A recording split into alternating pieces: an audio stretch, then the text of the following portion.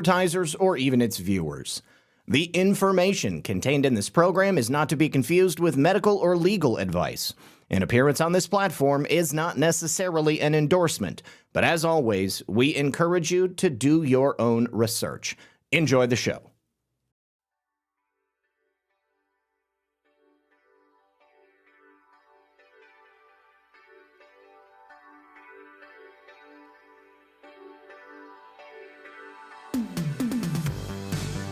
Good evening, everyone. And of course, welcome back to another very exciting episode of Red Pill News Live. You know, here on Red Pill News, we're bringing the sauce. There's so much going on. My goodness, this latest Epstein release is gangbusters. Pete over there on YouTube says, if this were to happen, it would have happened on day one. I think he must be talking about John Brennan.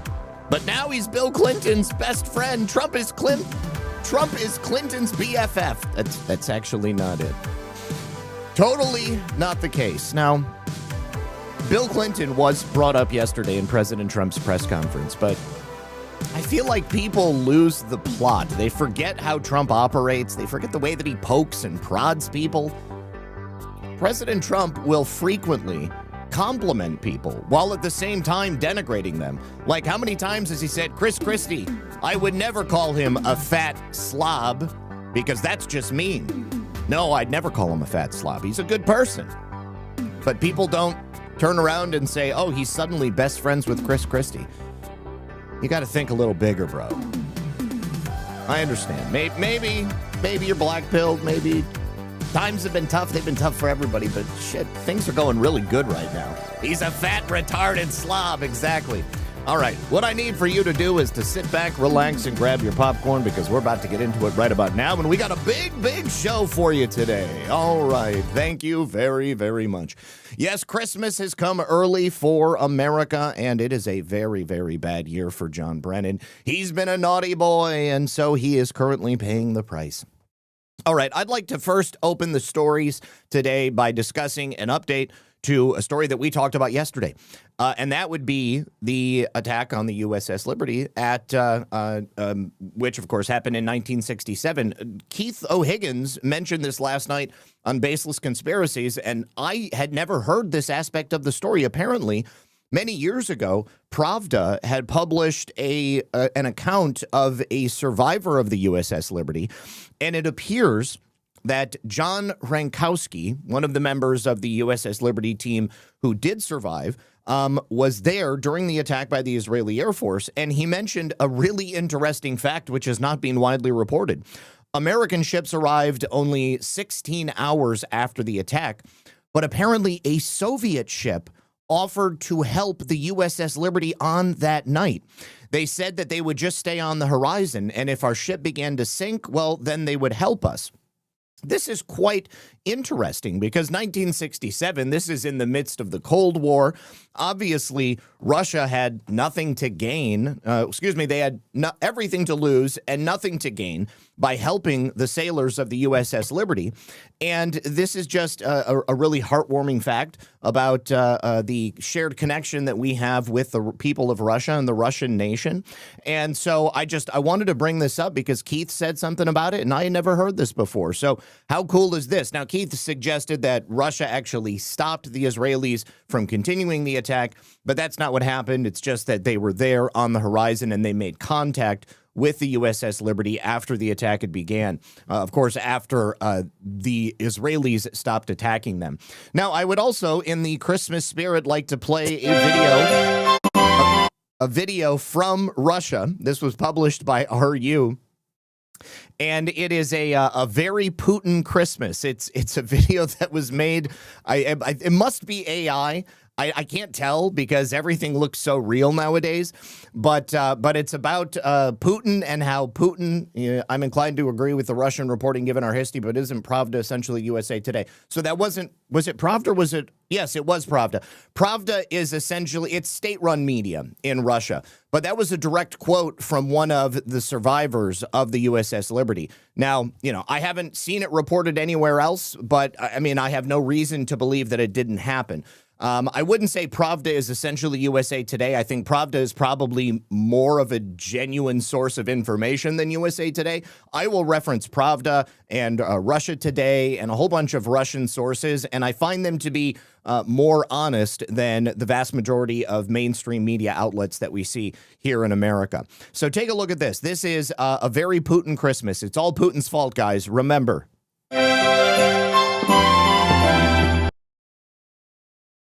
Christmas Eve, 2025, somewhere in Europe. It's all because of Putin, see. Power bills too high to pay. It's all because of Putin hate. Faced of meal price feels like a scam. It's all because of Putin down. Your taxes fund the war instead. It's All because what Putin said.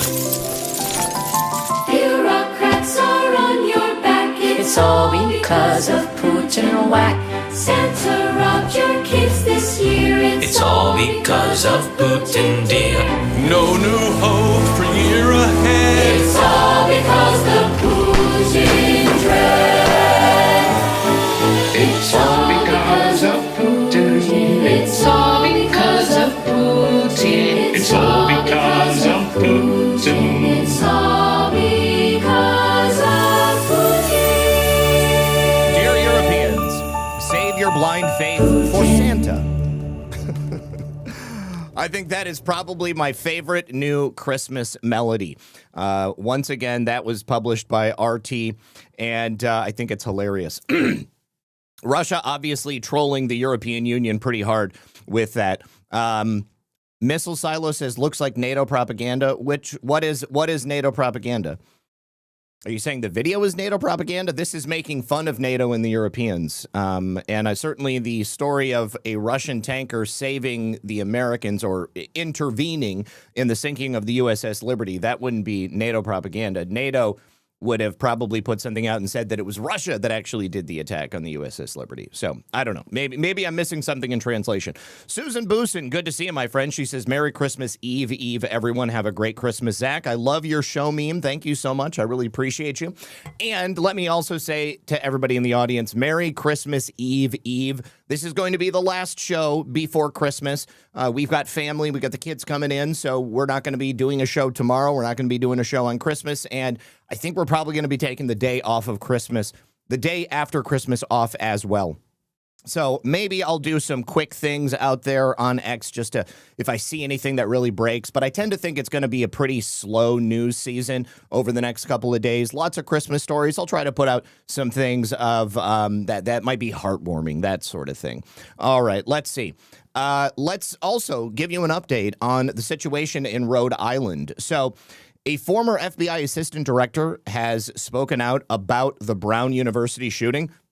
Apparently, there were 2 sets of DNA that were discovered, which means that they cannot rule out an accomplice that was working with the Portuguese physicist who shot the kids at Brown and then the Portuguese physicist in Massachusetts.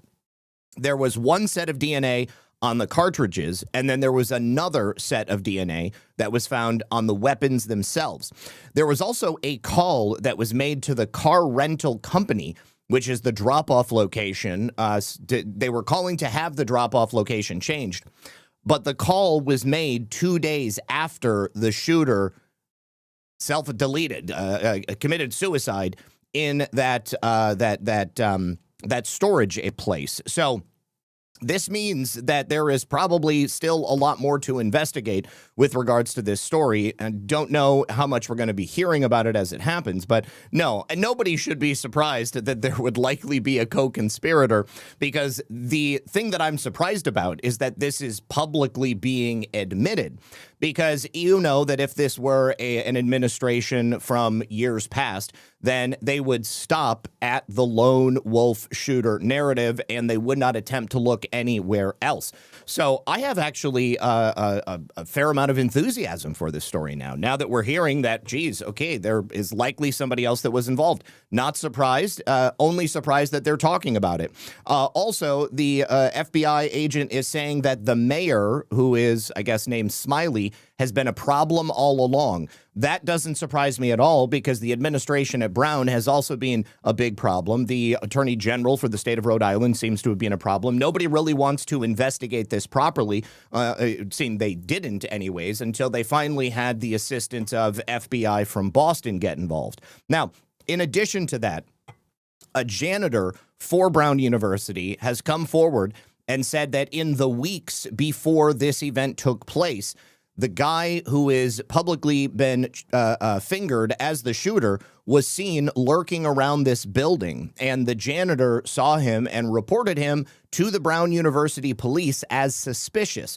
So it should probably not surprise anyone that the Brown University campus security chief, the DEI hire Rodney Chapman, the guy who was hired to work on diversity, equity, and inclusion issues, has now been put on review, and he is probably not going to be working there in the very near future. As of now, he's not coming to work. He's on leave, and this is also probably going to play into the fact that they had the cameras turned off. There were so many different things that happened in the lead up to this that could have been avoidable and allowed for this individual to have not killed these kids.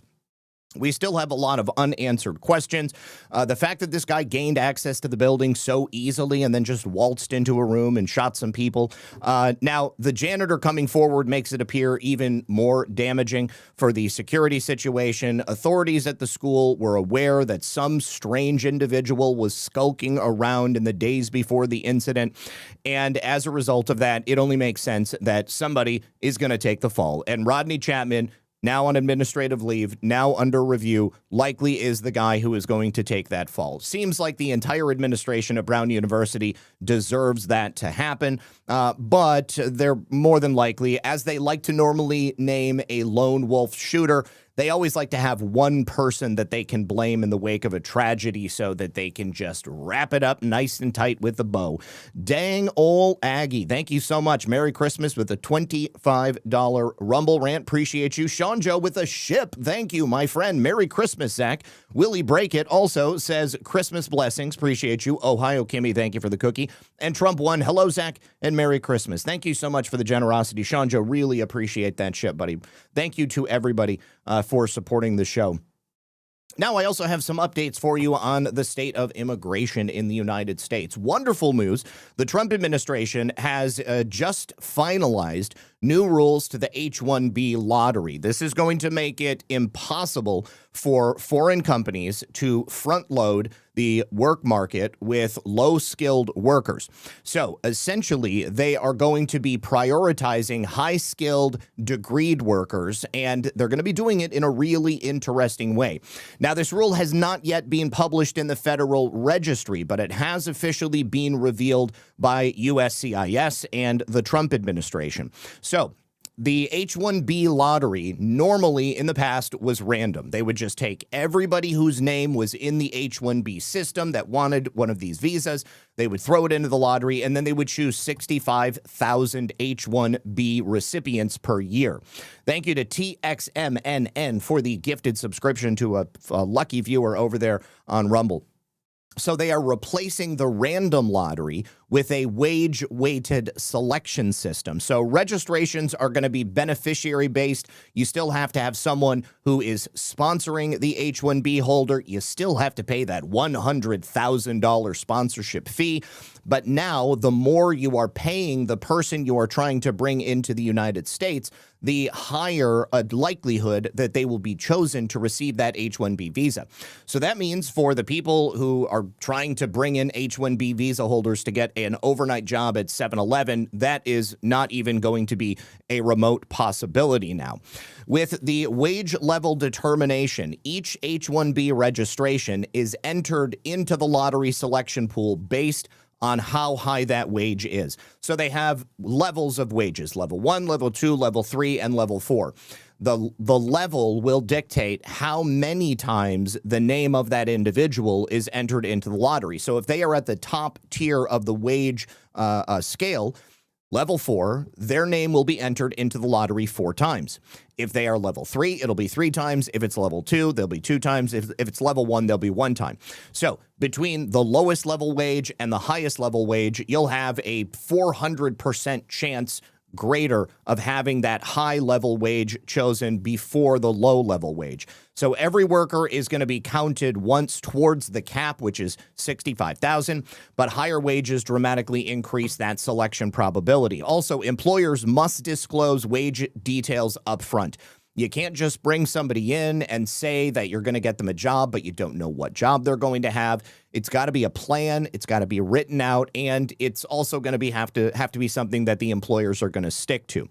So you've got to have recorded for the H-1B visa applicant the specific wage level, the SOC code, which I'm not sure what that means, and then the area of intended employment. Now, those things are also going to determine whether or not a person is even going to be allowed into the lottery. These same details must later match the petition that is filed if that person is chosen through that lottery. The other aspect of this is that USCIS can either deny or revoke petitions for any manipulation. So if they see that somebody is trying to game the system in some way, that person's name and their lottery ticket can be summarily withdrawn. So the USCIS explicitly adds the authority to either deny amended or new applications. If you somehow try to change it after that person has been chosen, then that person will likely get kicked out. And if they've been approved for any reason, the USCIS can then, in fact, rescind that approval. If the agency believes changes were made to game the lottery, like by putting in a fake job title or a location where you don't intend for this person to work, if you lie about the level of the wage, or if there is some other type of swapping with the company, they can go ahead and pull for that. They likely will. So entry-level and lower-wage H-1B visas are now heavily disadvantaged. The DHS estimates there's going to be a sharp drop in wage level 1 selections. Keep in mind, if a company was previously bringing somebody here to work for $25 an hour in a call center because they wanted to fire an American who was making $50 an hour, and in addition to paying their wage, they also have to pay a $100,000 entry fee just to have the privilege of applying for them, they are highly, highly unlikely to do so.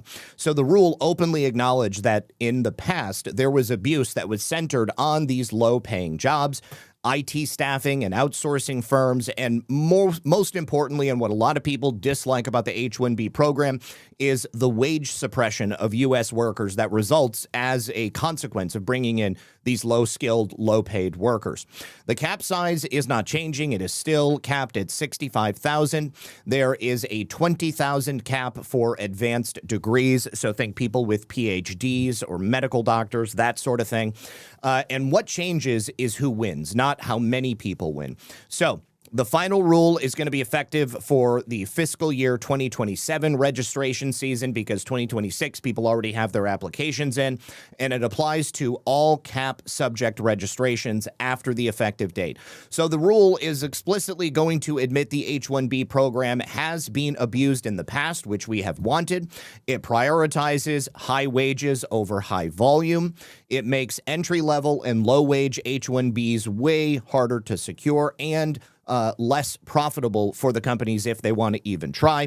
And it gives stronger enforcement tools to USCIS so that we don't have to just accept that once a person gets an H-1B, they are guaranteed entry into the country. If we don't want them here, if the USCIS believes that there's some reason why they should not be allowed, then they will not be allowed. It is not an ending to the H-1B visa program, but it is a wholesale readjustment, and it will make it a very different program than what it was before. Also, in the interest of speaking about immigration, Marco Rubio has just announced that European Union and British officials, which were complicit in censoring free speech of American citizens and the free speech of their own citizens, they are now officially banned from entering the United States. There is one individual in particular, the man who ran the Center for Countering Digital Hate. They partnered up with a whole bunch of social media platforms, and they also worked with a bunch of fake news outlets to write articles. They were working directly with certain agencies of the U.S. government, and their entire MO was to silence free speech of American citizens. Those people have had their visas revoked. They are no longer allowed to come into the United States of America. They are no longer welcome. And that is a welcome bit of news for me. Now, we also have a slight setback, but not the kind of setback that we can't overcome. The U.S. Supreme Court earlier today is keeping a block on the deployment of National Guard troops for Chicago. This is not permanent. This is merely for the time being. Now, there was a lower court decision which already had blocked President Trump and the administration from deploying the National Guard in Chicago.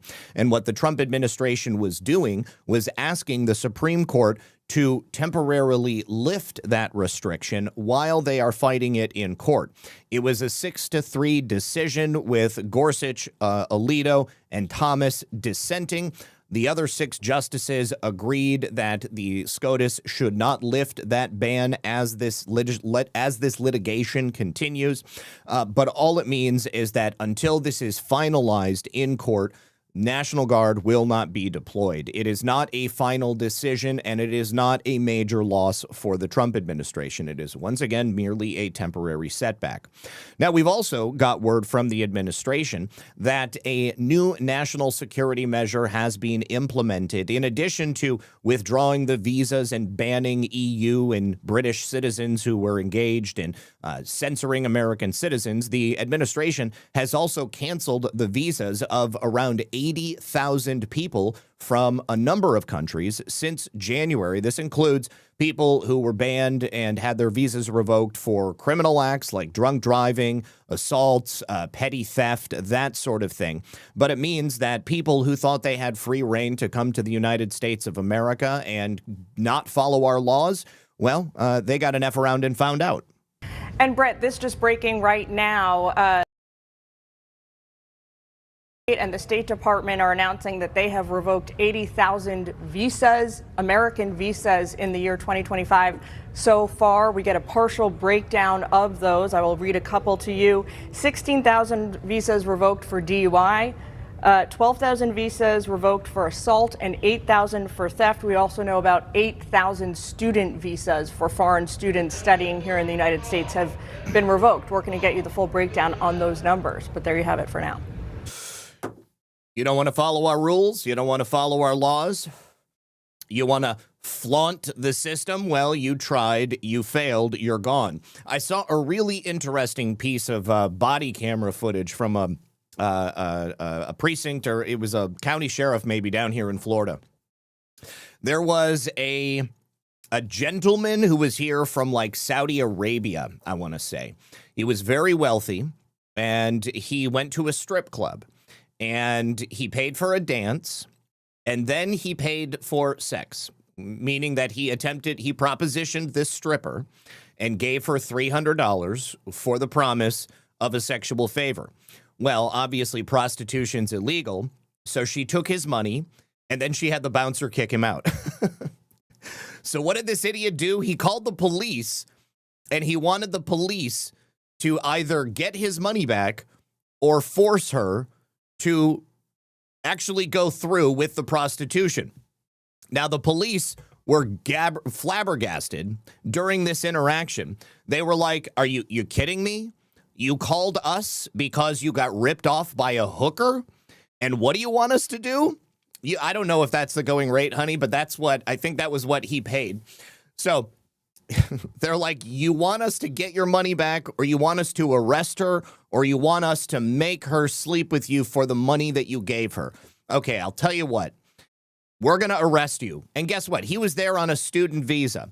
So that gentleman was one of those people this year that had his student visa revoked and he was sent back to his home country. Good riddance to bad rubbish. Also, thank you to Northern Pike. He says, Red Pill Rooster, love your honesty and empathy. Stand that ground. USA needs more like you. Integrity Rooster. Thank you so much, sir. I really do appreciate you. Merry Christmas.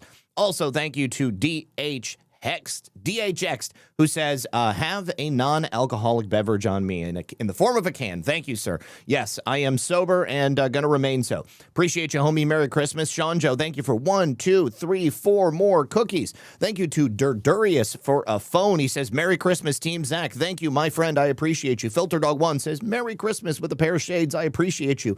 And No Thanks Joe says, I cannot overstate the appreciation that I feel for the two of you, Lisa and Zach. I enjoy your shows every day that I watch. I love you guys, and I wish upon yous the absolute happiest and merriest of Christmas. God bless and stay safe. Merry Christmas to you as well, my friend, and thank you so much for being here. All right, now, we also have an update on Judge James Boasberg. This guy simply does not let up.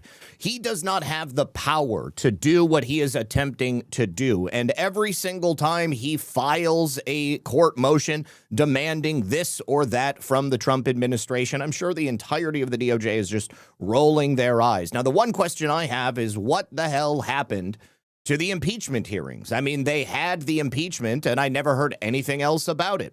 But in this instance, Judge James Boasberg is now asking the Trump administration to allow the deported Venezuelans, the transnational criminal terrorists that were here illegally, that we deported to El Salvador, to come back to the United States of America.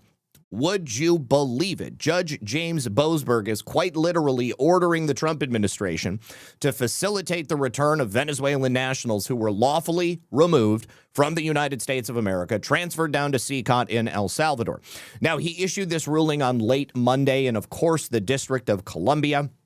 And it's all stemming from litigation that was brought by a series of far left immigration activists. They are obviously challenging the administration's use of the Alien Enemies Act to remove these suspected members of violent transnational criminal terrorist organizations like Tren de Aragua.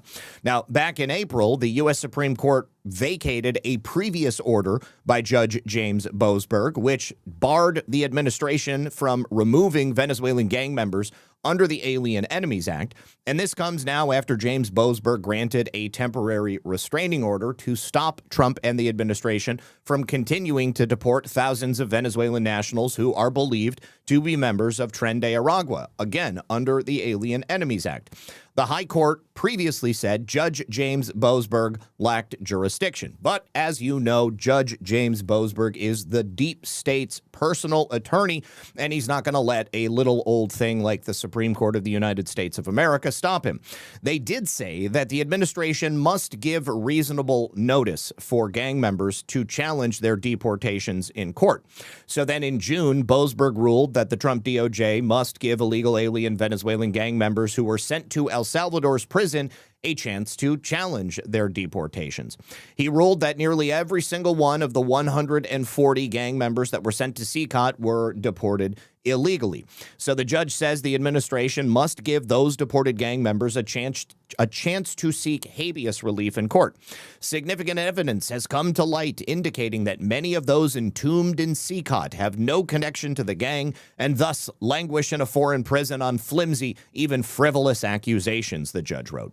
And in the 43-page opinion he released on Monday night, he also declared that the U.S. allegedly maintained constructive custody over the Venezuelans, even though they've already been transferred to El Salvador. They are quite literally not in our custody. But because he ruled it is constructive custody, it thereby gives his court jurisdiction to intervene and then order them to be returned. In his opinion, he writes, in many constructive custody cases, it is hard for a court to discern whether petitioners would be released upon a respondent's request. Not so here. Petitioners have indeed been released upon the United States' request. Since this court's June 4th opinion, multiple developments have shown that the United States is able to request and has successfully requested the release of CCOT detainees. No doubt he is pointing to the release of Abrego Garcia. After the government was ordered to facilitate the return of Abrego Garcia from CCOT, he was brought back to the United States on June 6th. This return followed public statements made by the President of the United States agreeing that he could call up the President of El Salvador to secure that return of detainees similar to Abrego Garcia. Second, plaintiffs in this case were indeed released upon the United States' request in what appears to be a clear prisoner exchange between our country and Venezuela.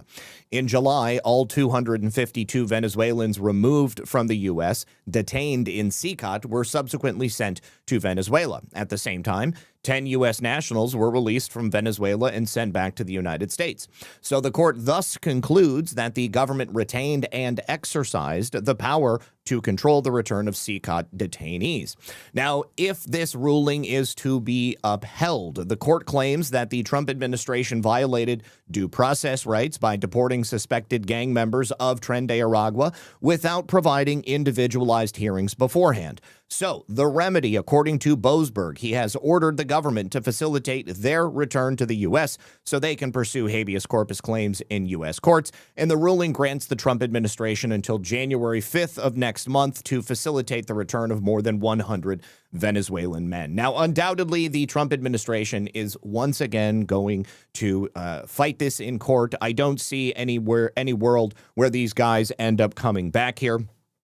We've also had an update from the FBI's New York Joint Terrorism Task Force in coordination with the Southern District of New York. It was announced yesterday that a man by the name of Cholo Abdi Abdullah was sentenced to life in prison. What did he do? Well, he conspired to provide and actually did provide material support to a foreign terrorist organization.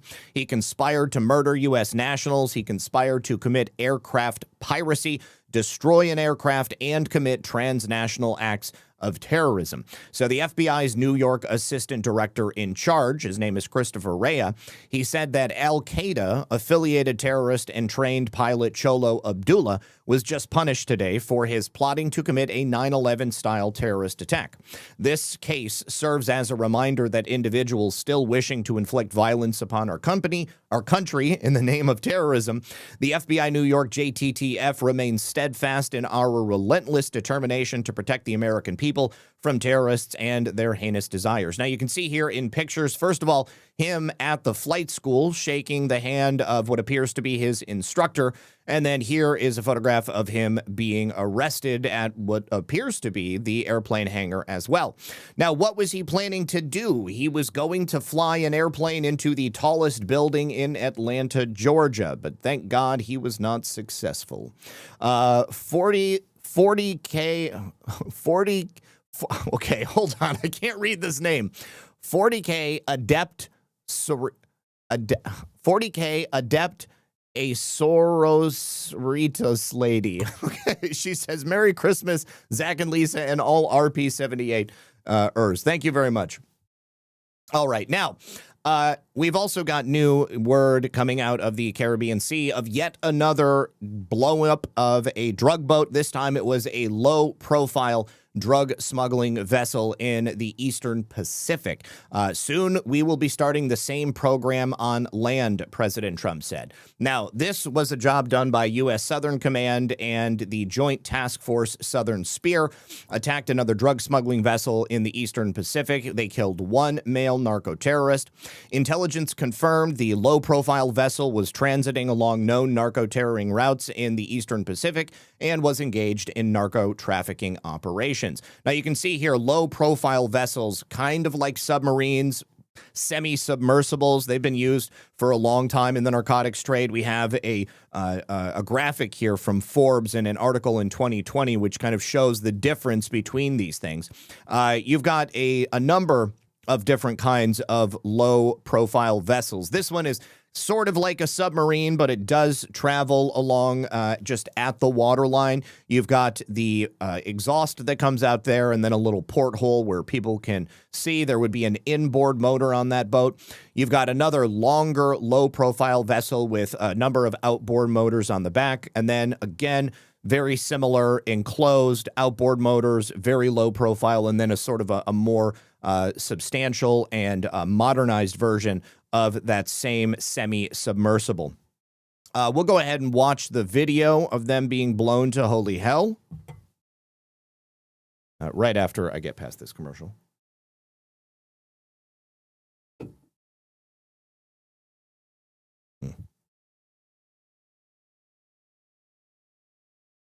This is the aloe.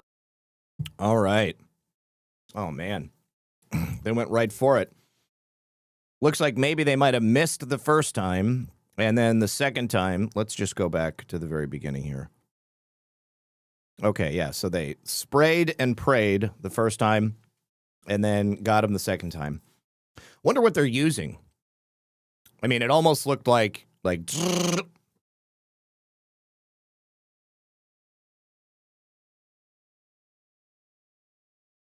and with that, he's down. Don't smuggle drugs, and you won't have to worry about getting blown the hell up. All right, now, this is an interesting tidbit that's coming from Chris Hansen of To Catch a Predator, and it goes to show you that the people they brought here during the Biden administration are 100% incompatible with the fabric of society here in the United States. This is how bad the situation is with illegal aliens. So every time Chris Hansen goes to set up a sting to catch pedophiles, guess what? It's an illegal alien. Wouldn't you know it? Take a listen. We have seen an increase in illegal immigrants being caught in our stings across the country. And it seems today that we can't do a sting, whether we're in the South or the Midwest or West Coast or East Coast, without catching somebody who's in this country illegally. We have seen an... Doesn't matter what part of the country. No matter where Chris Hansen goes, if he sets up a decoy online, he's going to catch himself an illegal alien because they're trying to meet children. Crean76 says, Merry Christmas to you and your family. Thank you so much, my good man. Appreciate you, and thank you for the support. Really appreciate it. We also have an interview that just dropped on with Hunter Biden on the Sean Ryan show. So what's really interesting about this interview, a couple of clips I've got here for you. But first of all, in the interview, Hunter Biden disavows the laptop, his Hunter Biden laptop. Now, he admitted not that long ago that it actually was his laptop. In this interview, he flips the story completely and claims that it wasn't his laptop. So obviously he's bullshit. We know that.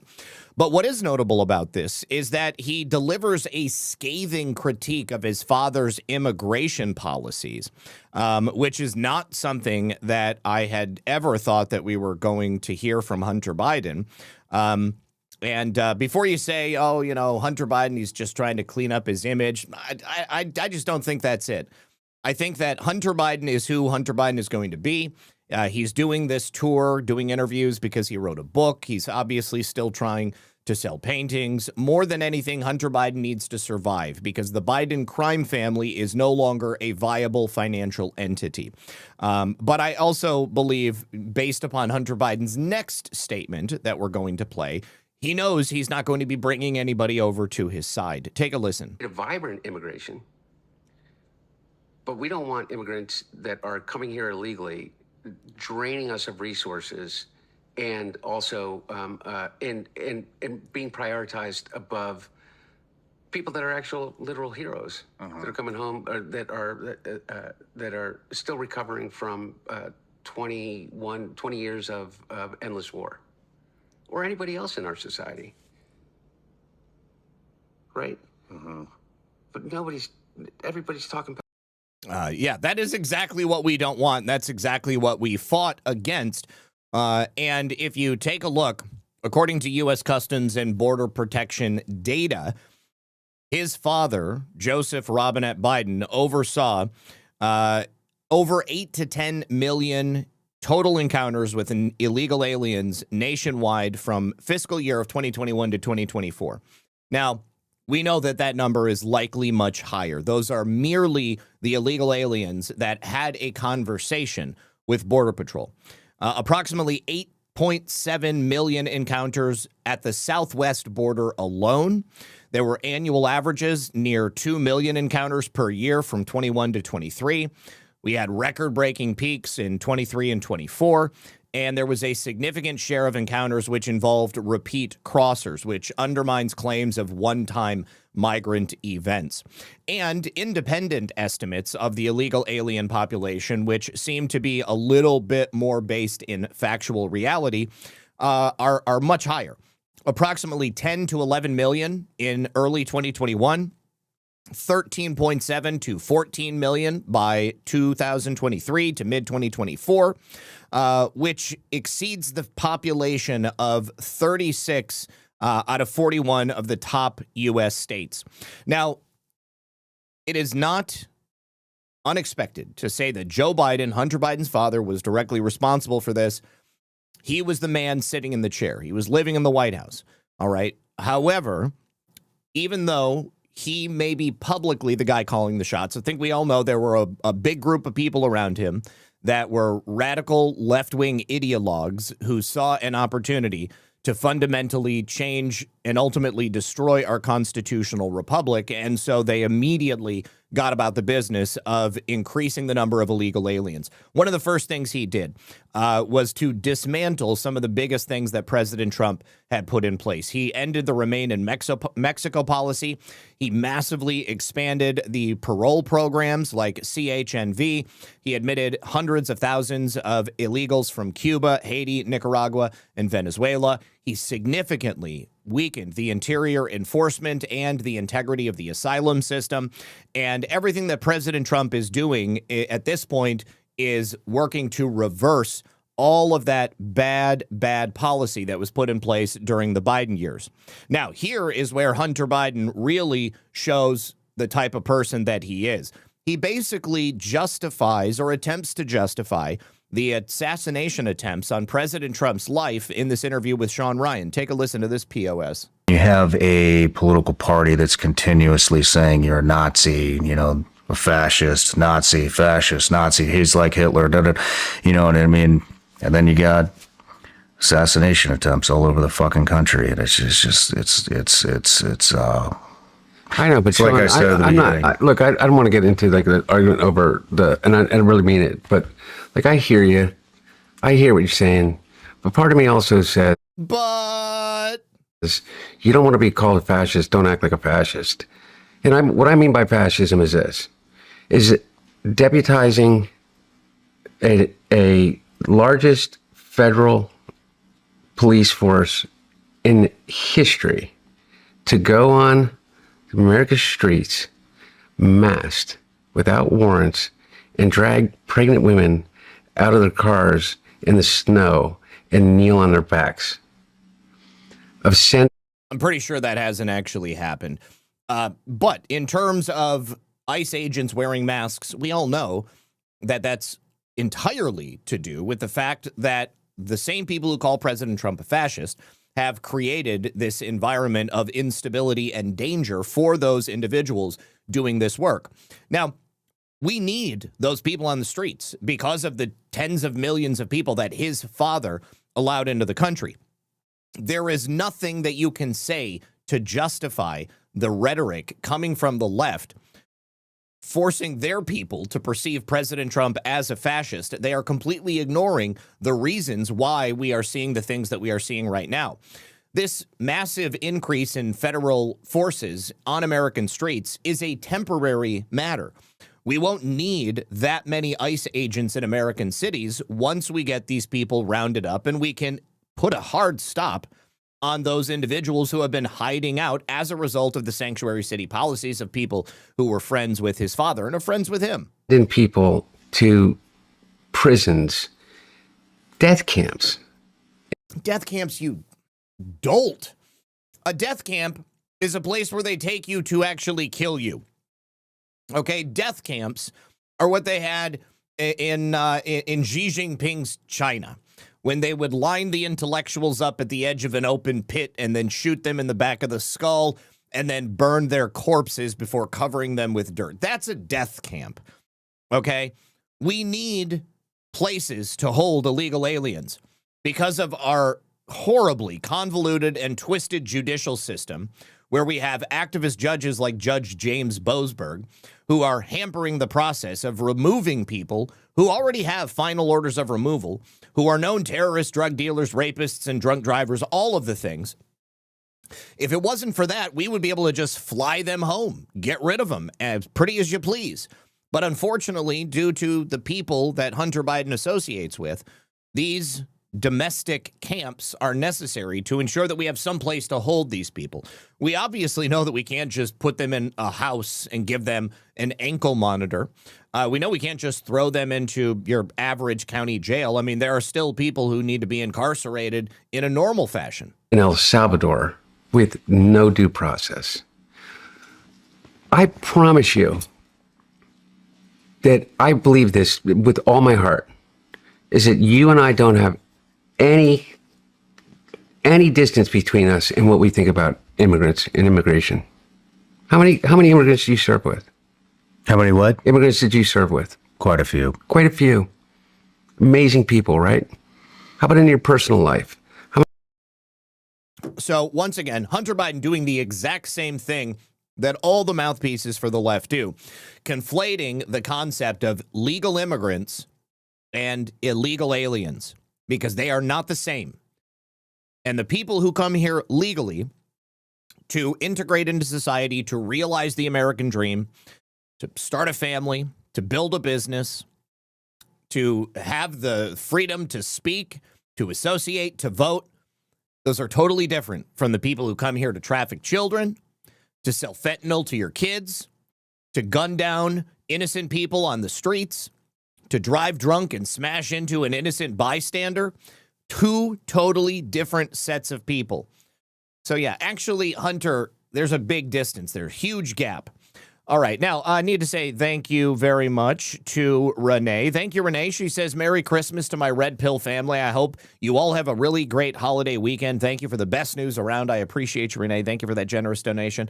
Freya and Boys says, Merry Xmas to you and yours, Zach. Thanks for being a friend. I love you, brother. I am so grateful for you and the chat. We are blessed by God to have one another on this channel. Looking forward to a happy new year. I appreciate you so much. Really, thank you very much for that donation. And Leanne63 says, Merry Christmas, Zach and Lisa and family and all of the RP family. Thank you so much, Leanne.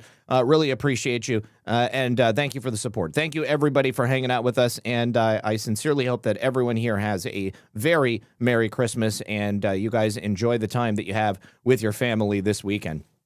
All right, now, Scott Bessent at Treasury and the IRS has also just announced a massive investigation into money service businesses that seem to be centered along the U.S. border. What we need to do is make sure that these businesses are not laundering money for the cartels, because I'll tell you what, they actually are, and we're going to shut them down, and we're also going to confiscate their cash. Safe again.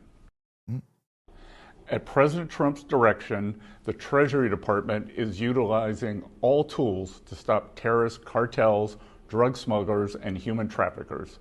In line with that effort, I'm announcing a new data-driven border operation to help root out potential cartel-related money laundering from the U.S. financial system. Treasury's Financial Crimes Enforcement Network, known as FinCEN, is targeting over 100 money service businesses along the southwest border. Specifically, FinCEN is issuing 6 notices of investigation, dozens of examination referrals to the IRS, and over 50 compliance outreach letters. These businesses, which provide financial services outside of a formal bank, face elevated exposure to illicit activity, including money laundering related to drug smuggling and human trafficking. Thanks to Treasury's push for technology modernization, we are now able to implement data-driven approaches to identify potential bad actors. And when malicious activity is identified, make no mistake, we can and will take action to keep Americans safe. President Trump has made clear his commitment to securing our border, stopping the flow of deadly fentanyl, and eliminating Mexico-based drug cartels to protect Americans. Treasury will continue to use, expand, advanced technology, and every resource at its disposal to combat money laundering and make America safe again. Amen. Glad to hear it. I think this is obviously long overdue. Interesting fact as well, Mexico just levied 50% tariffs on all Chinese products coming into their country, which means that China is going to have a difficult time trying to skirt around U.S. tariffs by bringing their products into Mexico and then having Mexico import them into the United States. That's good news. This is also obviously very good news. What I would be most interested in, besides just, investigating these businesses that are probably more than likely laundering cartel money, is to wrap up the American citizens that are involved in these illegal businesses. We've got to take down every single person that has been helping to perpetuate this cartel infiltration into the United States. I don't care what country they're from. I don't care what drug they sell. I don't care what gang they're from. We need to get rid of this filth. We need to clean up the streets of this country because that's the only way we're going to make America safe. Now, Wounds Are Us says, isn't Hunter supposed to be clean and sober? He's sitting there with 2 bottles of alcohol and a full glass. So I know that at least one of those bottles was actually a bottle of water. It was like Coco Chino or something like that. It's in a glass bottle. It's very posh, very trendy, and expensive. So I didn't see the alcohol, but if I had to guess, Hunter Biden is one of those clean and sober addicts that doesn't smoke crack anymore, but he probably takes pills and he probably drinks booze, if I had to guess. But thank you very much for that support. Really appreciate you. Siesta Randy, my brother from another mother, he says, thanks, Zach, for another year of real news. You do it right. Let's give Zach and Lisa a huge chat today. Merry Christmas. Merry Christmas to you as well, Randy. And thank you so much, sir. I really appreciate you. All right. Now, we also have another wonderful memeable video coming from ICE, which shows an AI version of Santa deporting illegal aliens. Let's go ahead and watch the clip. I love these videos.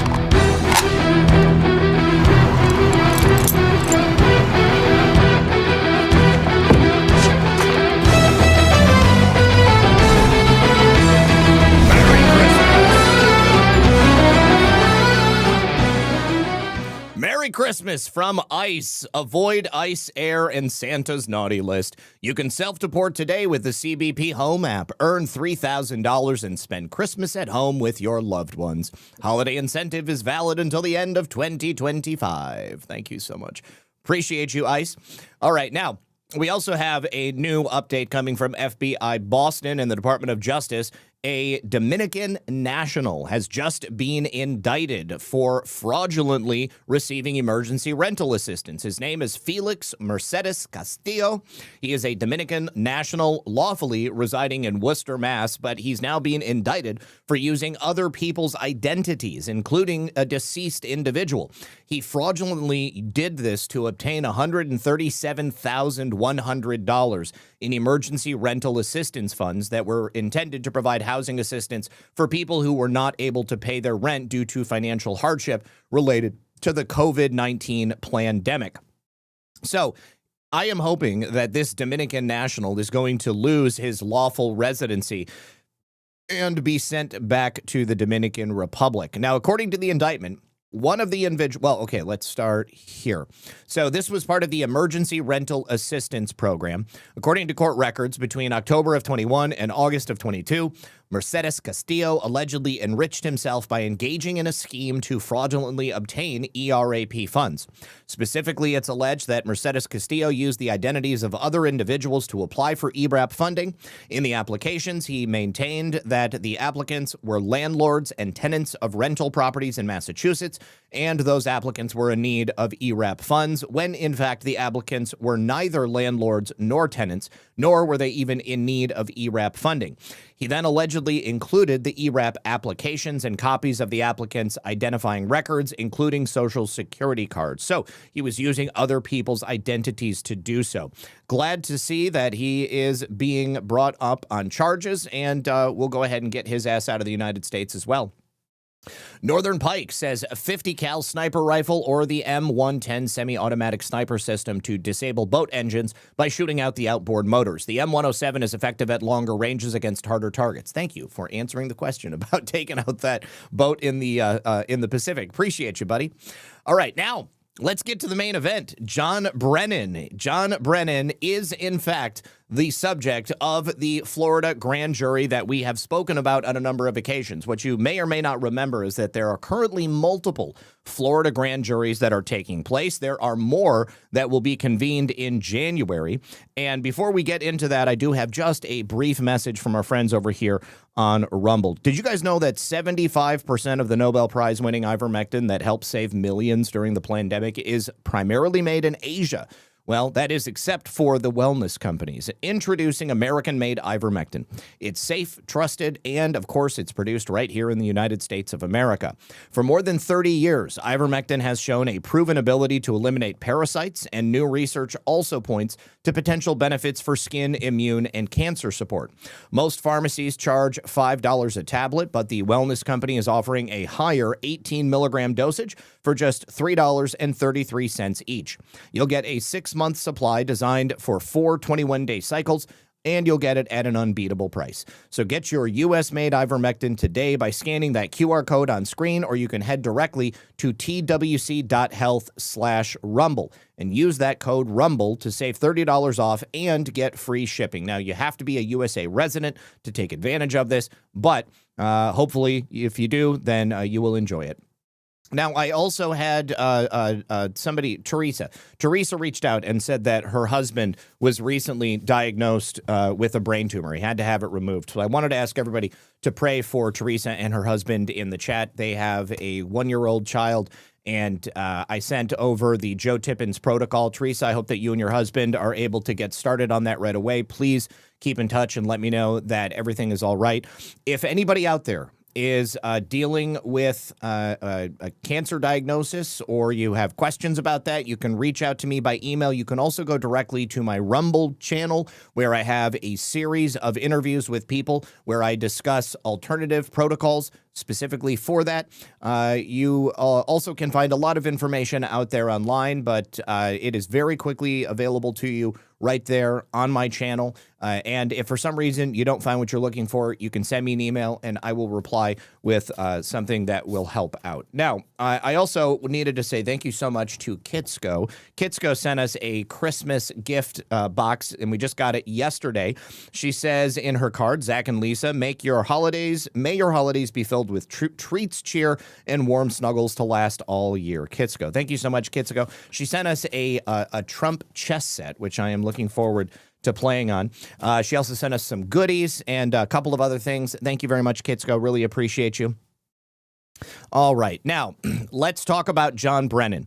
All right. So we now have confirmation that John Brennan is, in fact, the target of at least one of those grand jury Russiagate probes that are currently taking place in southern Florida. Now, the gentleman in the chat over there on YouTube said, this isn't real, it's not happening. Well, I hate to break it to you, or maybe I should feel good breaking it to you, that this is, in fact, a report which was leaked by John Brennan's own attorneys.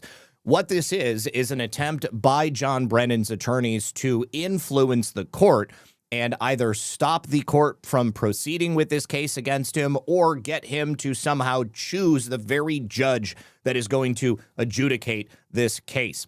So if you go back to July, it was reported at that time that former FBI Director James Comey and John Brennan were both under investigation over their involvement in the Russiagate hoax. CIA Director John Ratcliffe at that time had referred Brennan and Comey both for prosecution. U.S. Attorney in the Southern District of Florida, Captain America Jason Redding Quinones, is the man in charge of that investigation. Now, it also broke last month that a federal grand jury had subpoenaed John Brennan. There was also subpoenas that were sent out for former FBI lawyer Lisa Page, as well as her lover, former FBI counterintelligence special agent Peter Strzok. He was also most likely working for the Central Intelligence Agency at the same time that he was working for the Federal Bureau of Investigation. Now, Strzok was fired from the FBI in 2018 for violating Bureau policies because he launched Crossfire Hurricane and the probe into Trump and the Russiagate hoax back in July of 2016. He's also the man who told Lisa Page, his paramour, his lover, that they had an insurance company which would certainly stop President Trump from getting into office. She wrote, "I want to believe the path you threw out for consideration in Andy's office." I'm sorry, this is Strzok speaking to Lisa. "Lisa, I want to believe the path you threw out for consideration in Andy's office, that there's no way Trump gets elected, but I'm afraid we can't take that risk." He wrote this on August 15th of 2016 in a private text message conversation with the woman he was having an affair with, a torrid affair in the halls of the FBI, Lisa Page. He was referring to Andrew McCabe when he references Andy. "It's like an insurance policy in the unlikely event you die before you're 40, Strzok added. There were a number of text messages which are inappropriate. And I got to change my position in the chair. Number of text messages that were quite inappropriate between Lisa Page and Peter Strzok. But all of those text messages showed a tremendous amount of contempt for President Trump. They hated that man, and they were willing to do anything in their power to stop him from entering the office of the presidency. Now, getting back to the proof from John Brennan's own attorneys. Lawyer for Brennan confirmed that he, their client, is the target of this grand jury probe. Let's jump over here to just the news. So, his lawyers have taken what many people would see was a pretty novel and unusual step, extraordinary, to confirm that their client is a target of this criminal grand jury investigation in Florida. As I said, they wrote a letter to the chief federal judge in Miami. In that letter, they pretty much demand that he stop the proceedings on the grounds that the Justice Department is judge shopping. Isn't it funny how when Democrats judge shop, nobody ever bats an eye? Republicans never even seem to complain about it, at least not the people who are actually dealing with the cases. We complain about it quite often. But here, John Brennan says, oh, no, you can't judge shop. Not for me, not for my case. So this letter was written by the lawyers for John Brennan, Ken Weinstein and Natasha Harnell Davis, and they sent it Monday to U.S. District Judge Cecilia M. Altanaga. She is an appointee of George W. Bush, and she is the supervisor of the entire Miami Federal District Court. So the lawyers, Weinstein and Davis, revealed that they were informed by U.S. Attorney Captain America Jason Redding Quinones in Miami that this grand jury is, in fact, investigating John Brennan's role into the 2016-2017 Russia collusion probe, which has thoroughly been discredited at this point. It also, of course, included a CIA assessment that Russian President Vladimir Putin tried to help Trump win the 2016 election. That claim has also been thoroughly discredited. We also have whistleblower evidence that was released by Director of National Intelligence Tulsi Gabbard, who is, basically a Wonder Woman as far as I'm concerned, and CIA Director John Ratcliffe, calling into question that assessment. And we learned through that release that many career intelligence experts wholeheartedly disagreed with the conclusions that Brennan and others made in that report, which was quite literally rushed to the public at the end of the Obama administration. Now, the evidence released by DNI Gabbard and CIA Director Ratcliffe also show that Brennan himself personally pressed to have a discredited document, which we now know as the Steele dossier, to be included in that CIA assessment. Now, that is contrary to his testimony to Congress. He lied to Congress about that, and that prompted Ratcliffe and Gabbard to refer John Brennan for possible prosecution. They write in their letter, "We have been formally advised by prosecutors of the Office of the U.S. Attorney for the Southern District of Florida that Director Brennan is a target of grand jury investigation NS 1840-020 in the Miami Division 24-06. which is examining the circumstances surrounding the production of the 2017 Intelligence Community Assessment about Russian efforts to interfere in the 2016 presidential election in the United States. So the U.S. Attorney's Manual describes a target as someone who is likely to be indicted by a federal grand jury. Now, the lawyers went on to allege that the grand jury probe is the result merely of the pressure of Donald J. Trump, or maybe him putting the pressure on Attorney General Pam Bondi to pursue the president's past critics and persecutors, and that the goal is merely to rig the judicial system so that U.S. District Judge Eileen Cannon, who dismissed an indictment against President Trump brought by ex-special counsel Jack Smith, ends up landing in her lap. Again, they have no problem when people like Judge James Boasberg completely manipulate the system and ensure that they get every single case that has anything to do with Trump. But when it comes to the Justice Department trying to make sure that a judge that isn't compromised gets a case, well, now suddenly it's a big problem. As explained below, it has become clear that irregular activity is taking place in connection with the grand jury investigation, which is affecting our clients' rights to fair and impartial treatment by the criminal justice system. One example is the violation of grand jury secrecy rules, by which information about the investigation is being leaked to the media. Personally, I haven't seen anything being leaked to the media. I'd like to see those leaks. Another example of irregular activity, which is even more troubling and potentially harmful to our clients' rights, relates to the government's apparent effort to manipulate grand jury and case assignment procedures to ensure that this investigation and any resulting prosecution will be overseen by a particular district judge of its preference. Then they did cite Cannon by name. They added, given the corrosive effect of judge shopping on the perceived fairness and impartiality of the criminal justice system, particularly when conducted by a federal prosecutor, we wish to alert the court to the evidence underlying our concern. Now, the reason this is extraordinary as an action by Brennan's defense team, it likely signals that his lawyers fear an indictment is imminent.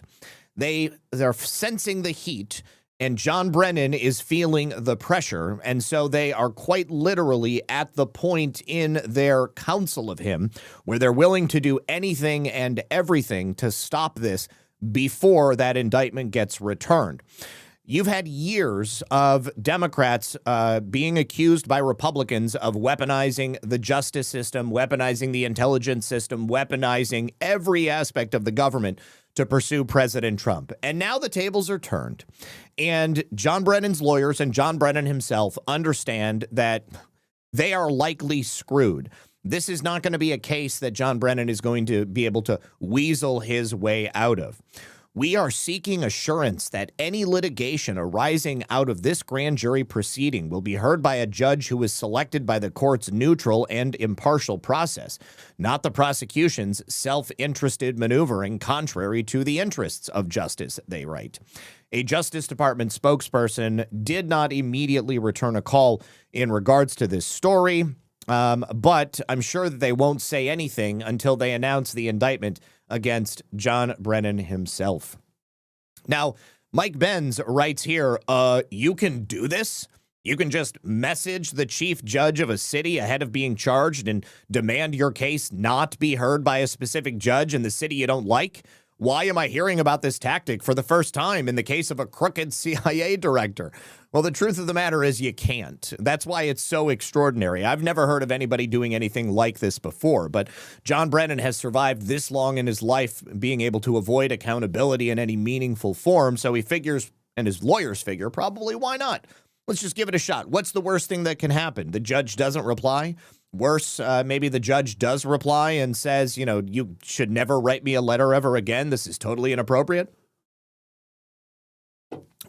But take a look at this. In the letter to that judge, where they demand this judge intervene and handpick the judge to hear John Brennan's case, former Director Brennan cites Ken Delanian, who is basically an employee of the Central Intelligence Agency. He was also fired from his job for helping the CIA shape news stories before he printed them. So this is where they say, we do not want this case to be heard in Fort Pierce by Judge Cannon. They're begging to not have this case heard by Judge Cannon. I hope to God it is Judge Cannon that hears this case. And right here, recently released emails indicate that prominent national security reporter Ken Delanian, formerly with the Los Angeles Times, currently with the Associated Press, and now with somebody else, shared stories prior to publication with the CIA press office seeking their approval, according to a story in The Intercept. Now, it is not uncommon for national security reporters to vet facts with government functionaries, but the emails indicate Delanian went much farther than that, not only sharing stories prior to publication, which is not something you're supposed to do if you're a real journalist, but he also entered into discussions about how the CIA could help bend public opinion of drone strikes their way. This is back during the Obama administration. This is why Ken Delanian and John Brennan are such close chums, because they've been working together for so many years. Anytime you ever see Ken Delanian slobbing John Brennan's knob live on television, it's because Ken Delanian is compromised. He's probably still in some fashion on Brennan's payroll. Now, I'd like to also go back to the statement I made at the beginning of the show, just about how things are getting mopped up. Patrick Kolbeck posted a fairly illuminating meme. This is a message for anybody who believes that President Trump should have done this mop up differently. I have said on so many different occasions that it's difficult to fathom the true scale of the corruption inside the federal government. It's not as easy as just coming into office on day one and saying, arrest John Brennan, arrest Barack Hussein Obama, arrest James Comey. That's simply not the way that the system works. Now, in a corrupt and perhaps fascistic administration, something that we may have seen under Joe Biden or under Barack Hussein Obama, that may likely have happened and probably did. But of course, the people who are acting inappropriately are more than happy to engage in corrupt behavior to placate their bosses or to get people that they dislike to be put behind bars or to be charged with crimes, perhaps crimes they didn't even commit. But we are trying to do something very, very different here. We are trying to work within the legal boundaries of the systems that we have in place. And when you look at the totality of the deep state enterprise, the octopus, if you will, you must come away with a slightly different opinion, something that begs just a little bit of forethought and a whole hell of a lot of execution. And as I've said on many other times, this grand conspiracy, not only to destroy President Trump, but also to destroy our constitutional republic, did not simply pop up in the middle of nowhere. It didn't just happen during the Obama years. It didn't just happen during the Biden years. It didn't just happen during Trump's first term in office. No, the deep state has been quietly infiltrating every aspect of not only the federal government, but every aspect of American society, business, banking, foreign intelligence, across the board. The people we are trying to take down are a sophisticated and powerful group. Perhaps the largest and most well-funded criminal enterprise in the history of the world, modern history anyways. But take a look at this meme that Patrick Kolbeck has shared. The Grand Conspiracy Unveiling a Multi-Front War.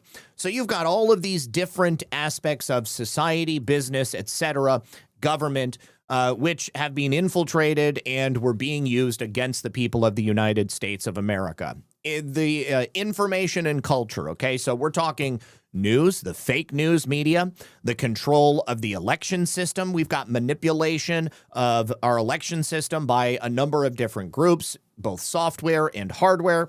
We had the non-governmental organization election corruption machine that was built up around that existing physical and software corruption in the form of Eric and all of these other organizations that were putting the drop boxes on the streets, hundreds of millions of dollars into just that front alone. And then you've got the cultural destabilization, the virtual and slow destruction of society, Western values, norms, the American family, education, DEI policies, the open hatred for Anglo-Saxon people, the hatred of the white race. It's now not so much, but for many years it was totally permissible to hate and be racist against white people and to kill them and destroy them. You could openly discriminate against them. Well, now that's also going the way of the dodo.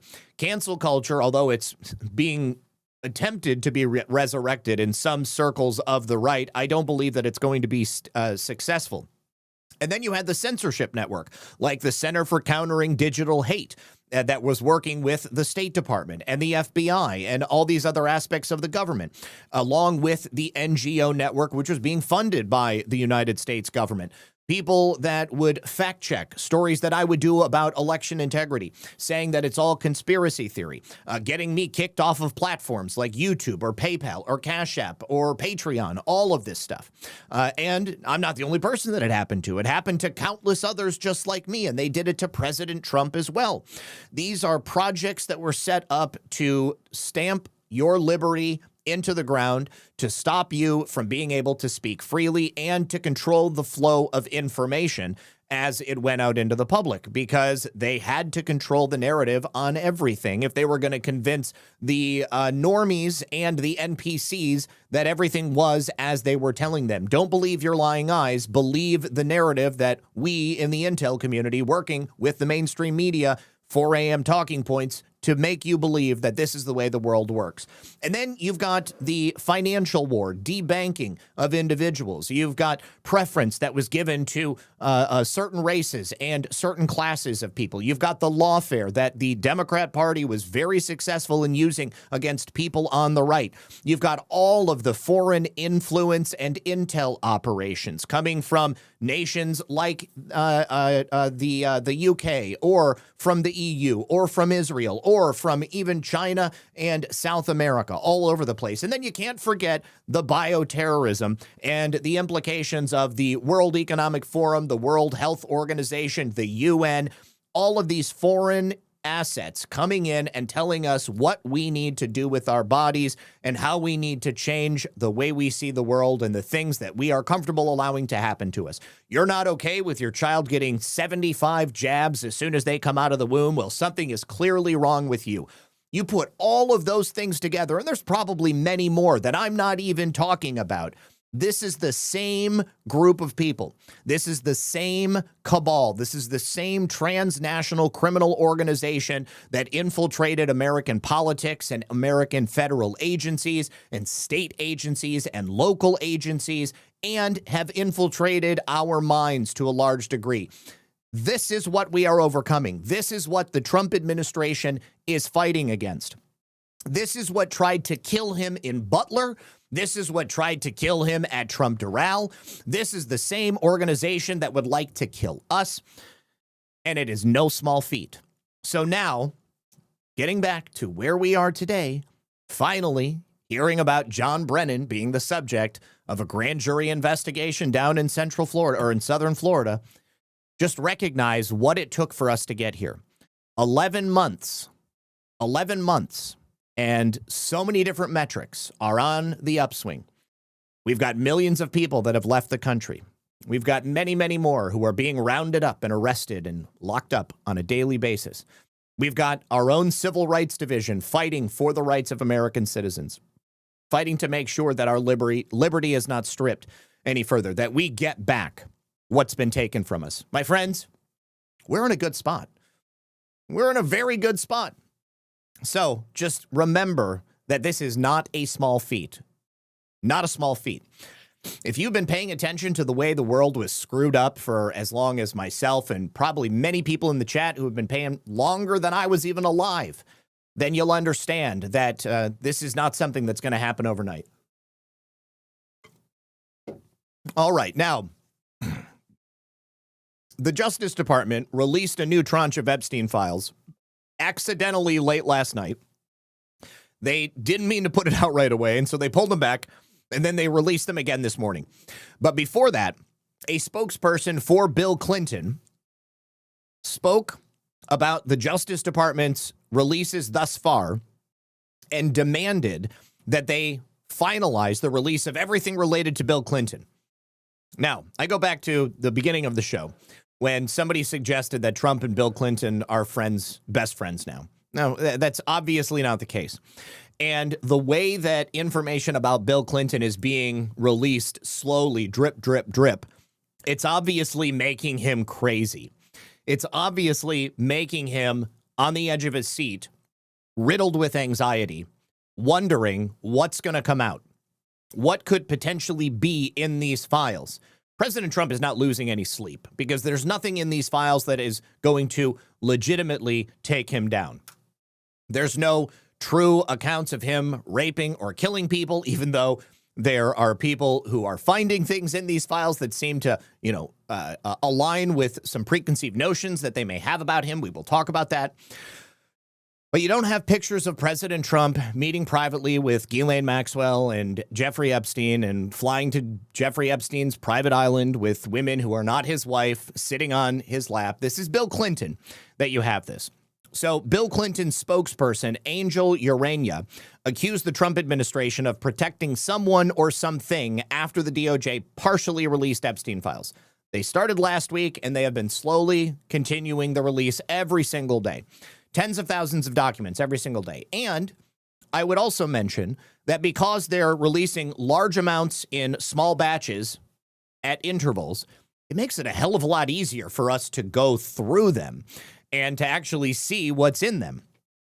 So they released this batch last Friday, which had a whole bunch of stuff related to Bill Clinton.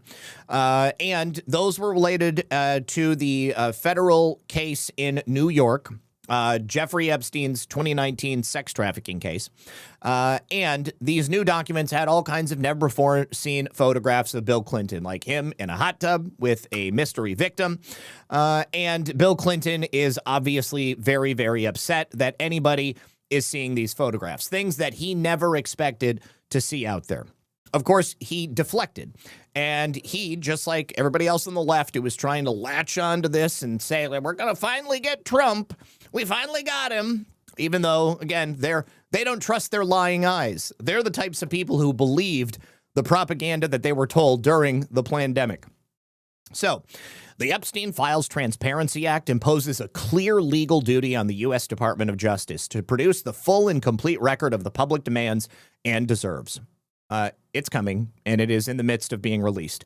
However, what the Justice Department has released so far and the manner in which it did so makes one thing clear. Someone or something is being protected. We do not know whom, what, or why, but we do know this. Accordingly, we call on President Trump to direct Attorney General Bondi to immediately release any remaining materials referring to, mentioning, or containing a photograph of Bill Clinton. He cannot stand that he does not know what is coming next. This includes, without limitation, any records that may exist and are subject to the Disclosure Act, including grand jury transcripts, interview notes, photographs, and findings by the United States Attorney for the Southern District of New York, as referenced by Pam Bondi. As referenced to Congress by President Trump's first-term Attorney General. A refusal to do so will confirm the widespread suspicion that the Department of Justice's actions to date are not about transparency, but about insinuation, using selective releases to imply wrongdoing about individuals who have already been repeatedly cleared by the very same Department of Justice. Bill Clinton has not been cleared over many years under presidents and attorney generals of both parties.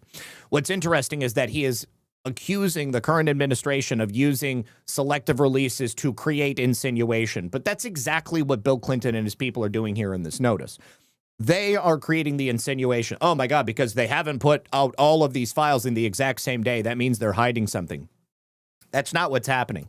Now, here is that clip of Trump commenting on Bill Clinton. Now, this is, of course, right after Bill Clinton had his people make that statement. Take a listen. Were you surprised by the number of photos of Bill Clinton in the Epstein files? And can you commit to their full? What? And were you surprised by the number of photos of Bill Clinton in the Epstein files? And can you commit to their full release by the end of the year? Some of the victims were protesting that too many of them were redacted. I know there are a lot of people that are angry about all of the pictures of other people, but I think it's terrible. Look, I like Bill Clinton. I've always gotten along with Bill Clinton. I've been nice to him. He's been nice to me. We've always gotten along. Respect him. I hate to see photos come out of him, but this is what the Democrats, mostly Democrats, and a couple of bad Republicans are asking for. So they're giving their photos of me too. Everybody was friendly with this guy, either friendly or not friendly, but they, he was around. He was all over Palm Beach and other places. The head of Harvard was his best friend, Larry Summers. And Bill Clinton was a friend of his, but everybody was. I actually threw him out of Mar-a-Lago. And as a person that was in Mar-a-Lago, I threw him out. Mar-a-Lago, this is Mar-a-Lago. It's the hottest place I think it's the hottest place in the world, but it's the hottest place in Florida. And everybody would come here. He'd come here. We actually threw him out. But no, I don't like the pictures of Bill Clinton being shown. I don't like the pictures of other people being shown. I think it's a terrible thing. I think Bill Clinton's a big boy. He can handle it. But you probably have pictures being exposed of other people that innocently met Jeffrey Epstein years ago, many years ago, and they're highly respected bankers and lawyers and others, and they'll end up, because of guys like Massey, who's a real lowlife, whose polls are down to about 9%, by the way, in the great state of Kentucky. If you look at Kentucky, Kentucky is such a great place, but I don't know, they've got a couple of people on there that are very strange in terms of leadership, but Massey's a loser, and he likes it, and that he works with the Democrats. He's just being used by the Democrats, because what this whole thing is with Epstein is a way of trying to deflect from the tremendous success that the Republican Party has. Like, for instance, today we're building the biggest ships in the world, most powerful ships in the world, and they're asking me questions about Jeffrey Epstein. I thought that was finished. I believe they gave over 100,000 pages of documents, and there is tremendous backlash. It's an interesting question, because a lot of people are very angry that pictures are being released of other people that really had nothing to do with Epstein, but they're in a picture with him because he was at a party, and you ruin a reputation of somebody. So a lot of people are very angry that this continues. A lot of Republicans are angry because of the fact that it's just used to deflect against a tremendous success. Look, we have 8. So, on a couple of points, he's not wrong. The Democrats do not care about accountability. The Democrats do not care about justice for victims. The Democrats want to deflect from the tremendous success that President Trump has been able to achieve in this very short time. He's done more than any president in modern history to turn around a very bad situation and bring success to the United States of America. Now, as it refers to Bill Clinton, if you'll remember, President Trump during the 2015 election cycle, unsolicited, answered a question about Bill Clinton and said he's got a lot of problems because of that island. President Trump knows exactly who Bill Clinton is. But right now, he is walking this very fine line to ensure that whatever comes of these releases and these files, that he cannot be seen to be directing the flow of the Justice Department, because then that will be used as a legal argument to have charges dropped, to escape justice for victims. People like Bill Clinton, if President Trump wasn't being complimentary to him, people like Bill Clinton would say, President Trump said he hates me. President Trump told Pam Bondi to get Bill Clinton. All of this is fake. It's all AI. It's all deep fake. And what would President Trump be able to say? Well, he wouldn't have much to say about it at that point. It depends on who the judge is. It depends on who the jury is. If they believe that President Trump stood here at this podium and directed the Department of Justice to explicitly and only go after people that had previously tried to attack him, well, then they may have an argument. But President Trump is far too smart to allow that to happen. Let me just show you something that I thought was really interesting. The DOJ, in their release, included this fake video of allegedly Jeffrey Epstein's suicide attempt inside of his cell. Now, it's a very short video clip, and it appears to be dated August 10th, 2019. It is a security camera from inside Epstein's cell. And when this was found amongst all of these documents yesterday, some people just went out and said, look, we actually have a video of Jeffrey Epstein killing himself in his cell. It's fake. It's not real. It's totally fake. Now, what this should tell you is that everything in this release is not necessarily to be taken as gospel, okay? Because it quite literally encompasses everything that the FBI or the DOJ ever received in relation to Epstein. So that's every tip. It's going to be every investigative piece that was done by the DOJ or the FBI. And it would include a video like this that someone had published on the internet. This has been on YouTube since like 2019 or something like that. So that is notable because it means that everybody should take a beat before you run with information that you see in these releases and make a conclusion based upon what you see. And President Trump alluded to that as well. Undoubtedly, there are going to be pictures of people in these photos that were merely in proximity to Jeffrey Epstein, but it doesn't mean, just like President Trump, it doesn't mean that he or they were participating in the horrific acts that Jeffrey Epstein was perpetrating. It doesn't mean that there weren't people that definitely did participate, because we know they did. Now, do you guys remember Mark Middleton? Mark Middleton was a former associate of Bill Clinton who was killed in a very strange manner back in 2022, 2023, May 2nd of 2022. This is the guy I will often joke about. Former associate, aide to Bill Clinton, who also had ties to Jeffrey Epstein. And Mark Middleton was found swinging by his neck from a tree on a ranch in Perryville, Arkansas. And he also had a shotgun blast to the chest. Now, the death was ruled a suicide. His death was ruled a suicide, even though the gun was nowhere near him, and it was physically impossible for him to shoot himself in the chest and then hang himself from this tree. He was hanging from an electrical, like an extension cord, which is notable because another woman that Mark Middleton was associated with just prior to his death, a couple of months earlier, she had also allegedly committed suicide by tying an extension cord to a cinder block and then dropping it out of a kayak that she put in the middle of a river. They were both killed, in my opinion. And I think that they were both killed because of their association with Bill Clinton and that collective association with Jeffrey Epstein. Now, the person who had shared this in relation to the findings that are coming out right now, the reason Mark Middleton is notable is because he was the conduit for Jeffrey Epstein to get into the Clinton White House. Mark Middleton worked for Bill Clinton while he was president of the United States. It was Mark Middleton who would frequently authorize visits for Jeffrey Epstein to come into the White House. And guess what? When he would come, he would bring young models. That is not the kind of person that you want to still be alive if you think there is a possibility that somebody like President Trump is going to return to the White House, because Mark Middleton is the kind of guy who could testify against you. Now, this was not too far away from President Trump announcing that he was, in fact, going to be running for president again.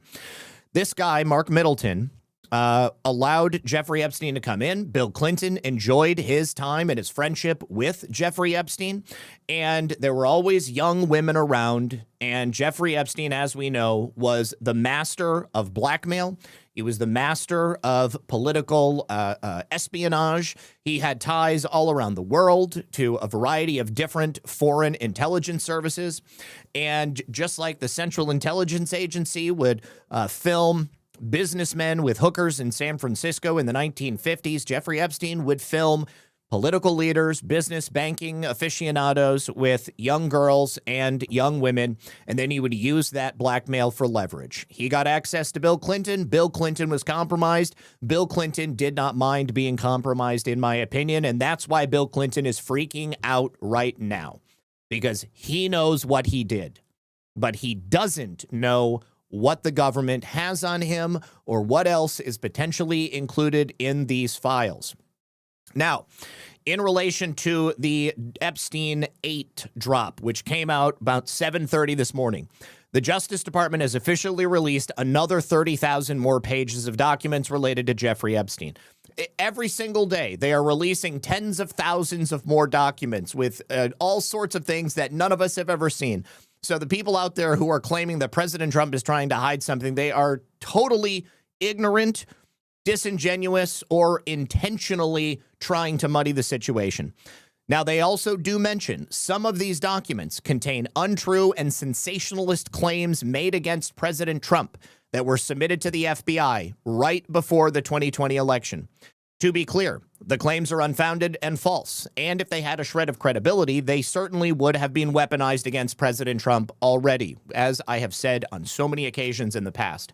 Nevertheless, out of our commitment to the law and transparency, the DOJ is still releasing these documents with the legally required protections for Epstein victims. So let's take a look at one of these such items. That would include this letter, which I saw a lot of people sharing this morning without actually doing any due diligence. So this is a letter allegedly from Jeffrey Epstein to another sexual predator by the name of Larry Nassar. Larry Nassar was like the doctor and coach for the girls gymnastics team at Michigan State University. I saw this breaking live while it was happening. And in this letter, Jeffrey Epstein allegedly writes to Larry Nassar, "Our president also shares our love of young nubile girls. When a young beauty walked by, he loved to grab snatch, whereas we ended up snatching grub in the mess halls of the system. Life is unfair." So people were like, oh my God, look, Jeffrey Epstein is writing to Larry Nassar, another pedophile, about how Donald Trump loves young nubile girls. Well, there are some major problems with this letter. And we'll go ahead and tell you what several of those problems are. Right now, the DOJ responded specifically to this letter. Here's the thing. The postmark on the envelope is from Virginia, not New York, where Jeffrey Epstein was being held. The other thing is that the postmark is 3 days after Jeffrey Epstein died.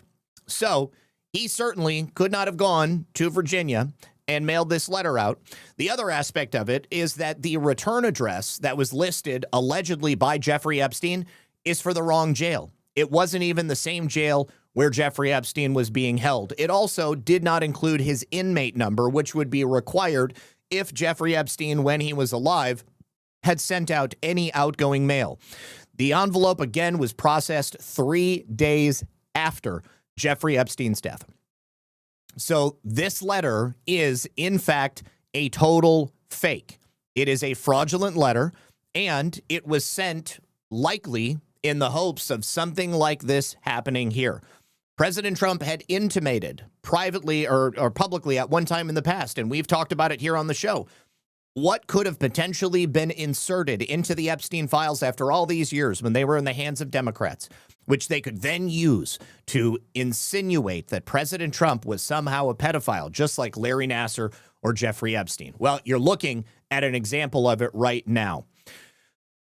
We also have some really interesting findings, which Mike Benz went over the other night. I believe this was on Monday. But it turns out we already knew that Adnan Khashoggi was the father of Jamal Khashoggi, was Jeffrey Epstein's first client going back to the early 80s. Adnan Khashoggi was involved with the Iran-Contra affair. He was helping to move money around for the CIA. And so from early on, Jeffrey Epstein had some ties to some really important people and certainly to U.S. intelligence.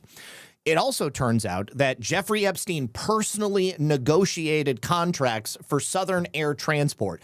This is the CIA's own airlines. It's the airline that they used to run the guns in the Iran-Contra affair. Southern Air had previously been located in Miami. Somehow, Jeffrey Epstein negotiated a move from Miami to Columbus, Ohio. Okay, Les Wexner and his empire is located right there in Ohio. Jeffrey Epstein also had a house right next door to Les Wexner. So how is it that Jeffrey Epstein, who allegedly was just some guy with some penchant for kids and a whole lot of money, which nobody can figure out where it came from, he was obviously a child trafficker. How is it Jeffrey Epstein was able to just negotiate this with the CIA? Do you guys think that the CIA is in the habit of doing business with people that they already don't have a relationship with. I mean, Jeffrey Epstein had a long-standing relationship with U.S. intelligence. He was right there on the ground floor during the Iran-Contra affair. And it only makes sense that his continuing relationship with the CIA is what got him off in the 2008 case. Remember, Alexander Acosta, Epstein belongs to intelligence. And he was also able to use that relationship to move Southern Air up to Columbus, Ohio.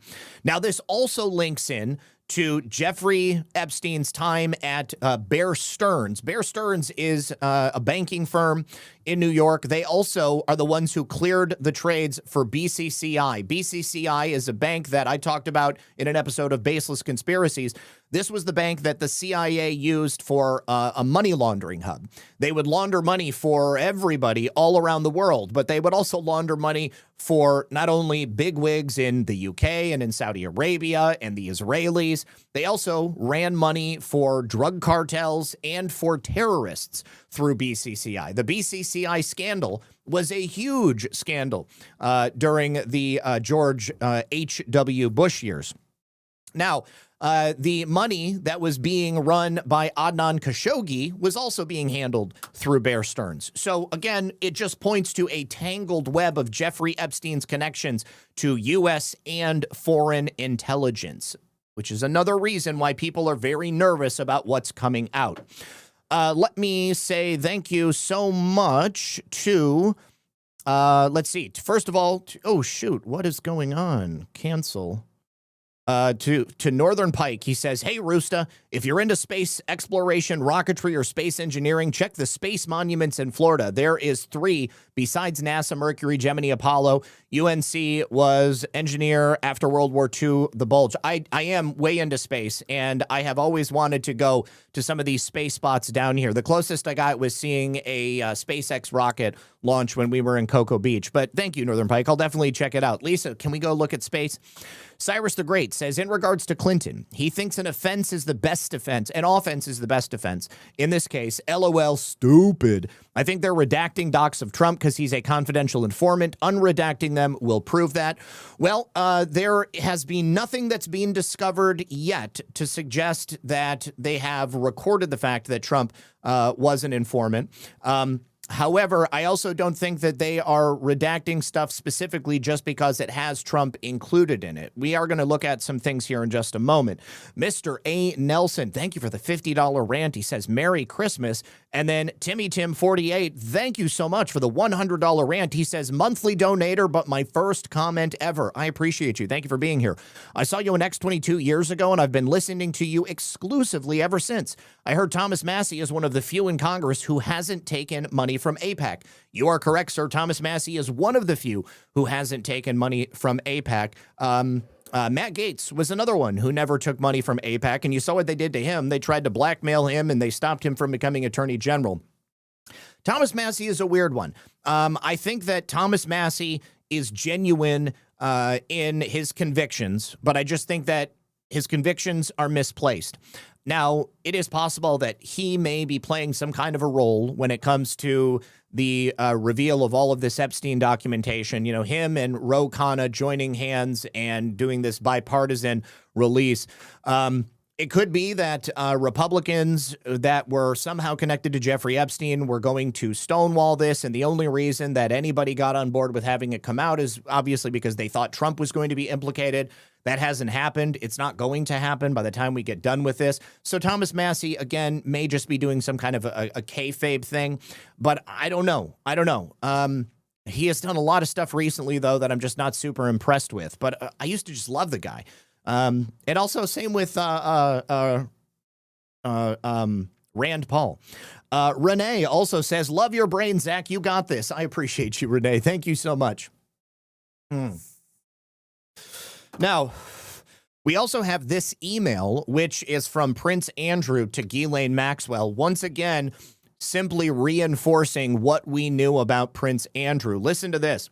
So his email was the Invisible Man, ABX17, to Ghislaine Maxwell, GMAX1, and the subject is summer camp. Now, as you know, summer camp is a place for children. He says, I am up here at Balmoral Summer Camp for the royal family. Activities take place all day, and I am totally exhausted at the end of each day. The girls are completely shattered, and I will have to give them an early night today, as it is getting tiring splitting them up all the time. That would be his children. How's L.A.? Have you found me some new inappropriate friends? He's obviously referring to the children that Ghislaine Maxwell and Jeffrey Epstein would frequently traffic to people like Prince Andrew. He then goes on to say, let me know when you're coming over, as I am free from the 25th of August until the 2nd of September, and I want to go somewhere hot and sunny with some fun people before having to put my nose firmly to the grindstone for the fall. Any ideas are gratefully received. See ya, AXXX.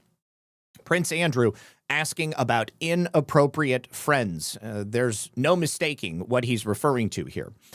Now, in regards to the redactions, it turns out, and this is very interesting, whoever is doing the redactions at the Department of Justice has done the redactions incorrectly, at least in a portion of the documents. Now, considering the fact that there's tens of thousands of them, I haven't found one yet that hasn't been improperly redacted. But essentially, the way the redactions are supposed to go, there is a process to place the black box over whatever it is that's being redacted. And then that document has to essentially be reformatted to include that black box as a part of the document, not as a layer on the document. This is almost like when the Obama administration released Barack Hussein Obama's long-form birth certificate, and you opened it up and you could disassemble it in Adobe Illustrator, and you would be able to prove that it wasn't a document that was scanned. The documents that are being released by the DOJ have the ability to just highlight the text. And Cyrus, if you see anything that you think would be interesting to look at, by all means, let me know if these work on them. I would download all of these files as soon as possible so that you can go through, keep them in their current form, and begin to unmask them. So here is one from another of Epstein's personal accounts with a different bank, for which, redacted, someone acting on Epstein's behalf made a total of redacted payments from this account totaling almost redacted upon information and belief based on their authority for their accounts, their interactions with the relevant people, and records indicating they made the approved, etc. Well, you could copy this entire section and view exactly who they are talking about. They are talking about someone named Indike from another of Epstein's personal accounts with a different bank, for which Indike had signatory authority. Someone acting on Epstein's behalf made a total of 21 separate withdrawals, each in the amount of $1,000 on every but one business day from April 9th, 2019 to May 8th, 2019. Payments from this account totaling almost $60,000 were transferred by wire to young women, mostly at foreign beneficiary banks, in February and March of 2016. Now, in this particular instance, they are talking about victims of Jeffrey Epstein. So this would likely be why it was redacted, because Indike and the fact that these payments were being taken from a Jeffrey Epstein account and then being used to pay off young women, of course, this is something that could be used in a criminal case in the future. Now, the question I'm trying to, kind of roundabout way pose here is, were these redactions done incorrectly on purpose? Or is this merely a sign of somebody with the lack of relevant experience to make sure that the redactions stuck and that you couldn't pull these things out of there? Here's another one, a largely redacted section. In November of 2017, Indike signed a foundation check made payable to the immigration lawyer in New York who was involved in one or more forced marriages arranged among Epstein's victims to secure a victim's immigration status. The check's memo line references the former Russian model's last name, so they can directly put this together with the victims themselves. Again, victim-related, it was redacted for that reason. Here is another one related to some payments. unredacted. This is from the Virgin Islands case against the estate of Jeffrey Epstein. Similarly, in 2017, Maple reported as its only asset cash in the amount of $18,281 and expenses of $150, despite it paying $327,497.48 and $6,487.04 in New York City property taxes during 2017.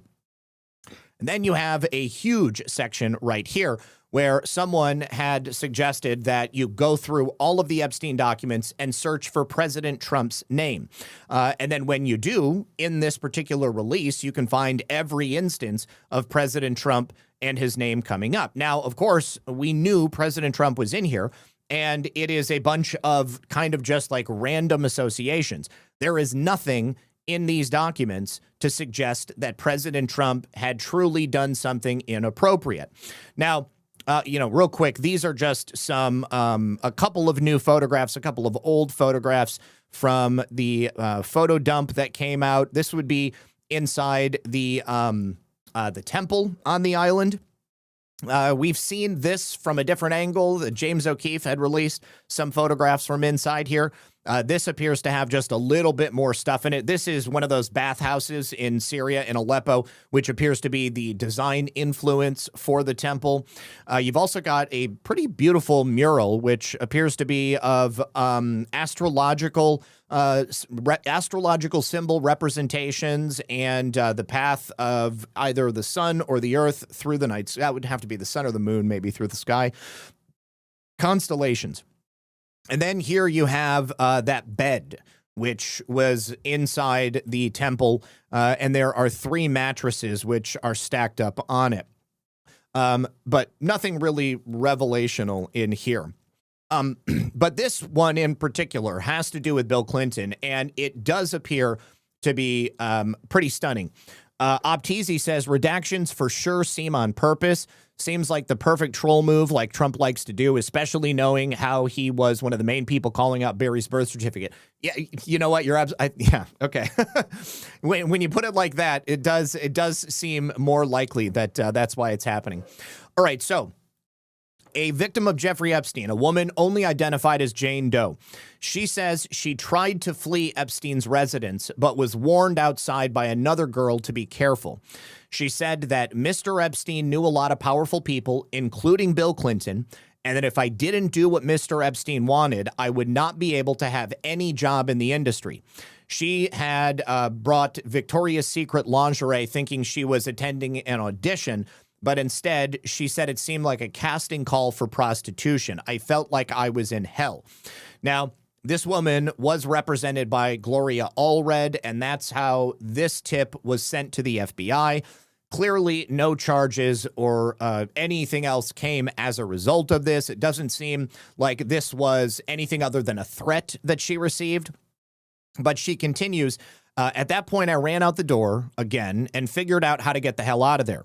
A girl outside asked me where I was going, and she said, be careful. She said Mr. Epstein knew a lot of powerful people, including Bill Clinton, and that if I didn't do what Epstein wanted, I would not be able to have a job in the industry. Again, she was trying to get a job at Victoria's Secret. I was so scared. I couldn't wait to get out of there, and I left. I took the train home. I had spent all of my savings getting Victoria's Secret lingerie to prepare for what I thought would be an audition, but instead it seemed like a casting call for prostitution. I felt like I was in hell. This particular tip came August 27th of 2019.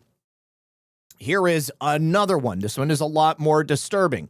So we have another trafficking victim. This young woman or girl, we don't know her age, actually was physically abused, according to her statement.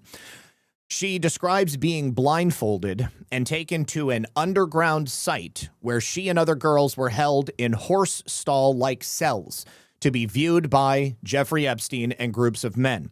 She says Epstein insulted her appearance, forced her to perform for approval, he raped her, and then he told her she was evil because she liked it.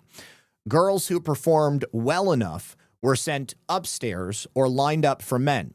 She describes naked photos of girls covering the walls and being told to pray hard enough to be worthy. Now, this tip would have come in prior to Jeffrey Epstein's home being exposed, showing all of those pictures of little girls all over the walls. So seems like she is more likely to be a genuine tip because she knew what was actually in there. In another statement, she said she was trafficked from early childhood, sold across state lines by her own parents, and raped by Epstein in the Virgin Islands when she was still a minor. I was kept in a stall so that men could look at me. He said I was an animal. I was born into sex trafficking. I was trafficked beginning at my earliest memory. I do not remember at that time that I was not trafficked for sex. According to my birth certificate from redacted, my biological parents, I do not recognize them as parents. Redacted began to sell me for sex in the town of Redacted. There were so many men that were brought to their home to have sex with me. I was taken to many states in the U.S. to sell me. I was forced by threat by Redacted and Jeffrey Epstein of being killed, bodily harm, and threats of harming other children if I did not have sex with them and any other people that they sold me to. The rape and sex trafficking with Jeffrey Epstein happened in a Redacted year. I was about Redacted years old at that time. I was taken to an underground location. I was blindfolded so that I would not know exactly where I was at. It was dark, and when we went through the doors, we went downstairs, and there was also an elevator to that location. I was kept in a stall. It looked like a horse stall that had short walls on the sides so you could see inside. It wasn't really to keep me and the other little girls inside. It was to make it where we could be viewed. Epstein would walk past each girl, including himself, with a lot of men following him, and they would judge us. He told me I was fat and ugly, so that's what he called me. Redacted, and he said I had to pretend it was him to see if I performed well. He said if I performed well, I could be his girlfriend, then I would be allowed to be upstairs, he called it. He said the girls upstairs were pretty and they were his girlfriends. He then raped me and said I was evil because I liked it. I couldn't make my body stop feeling, so he said I had to go to the holding place to pray hard enough to be able to be upstairs with the other girls.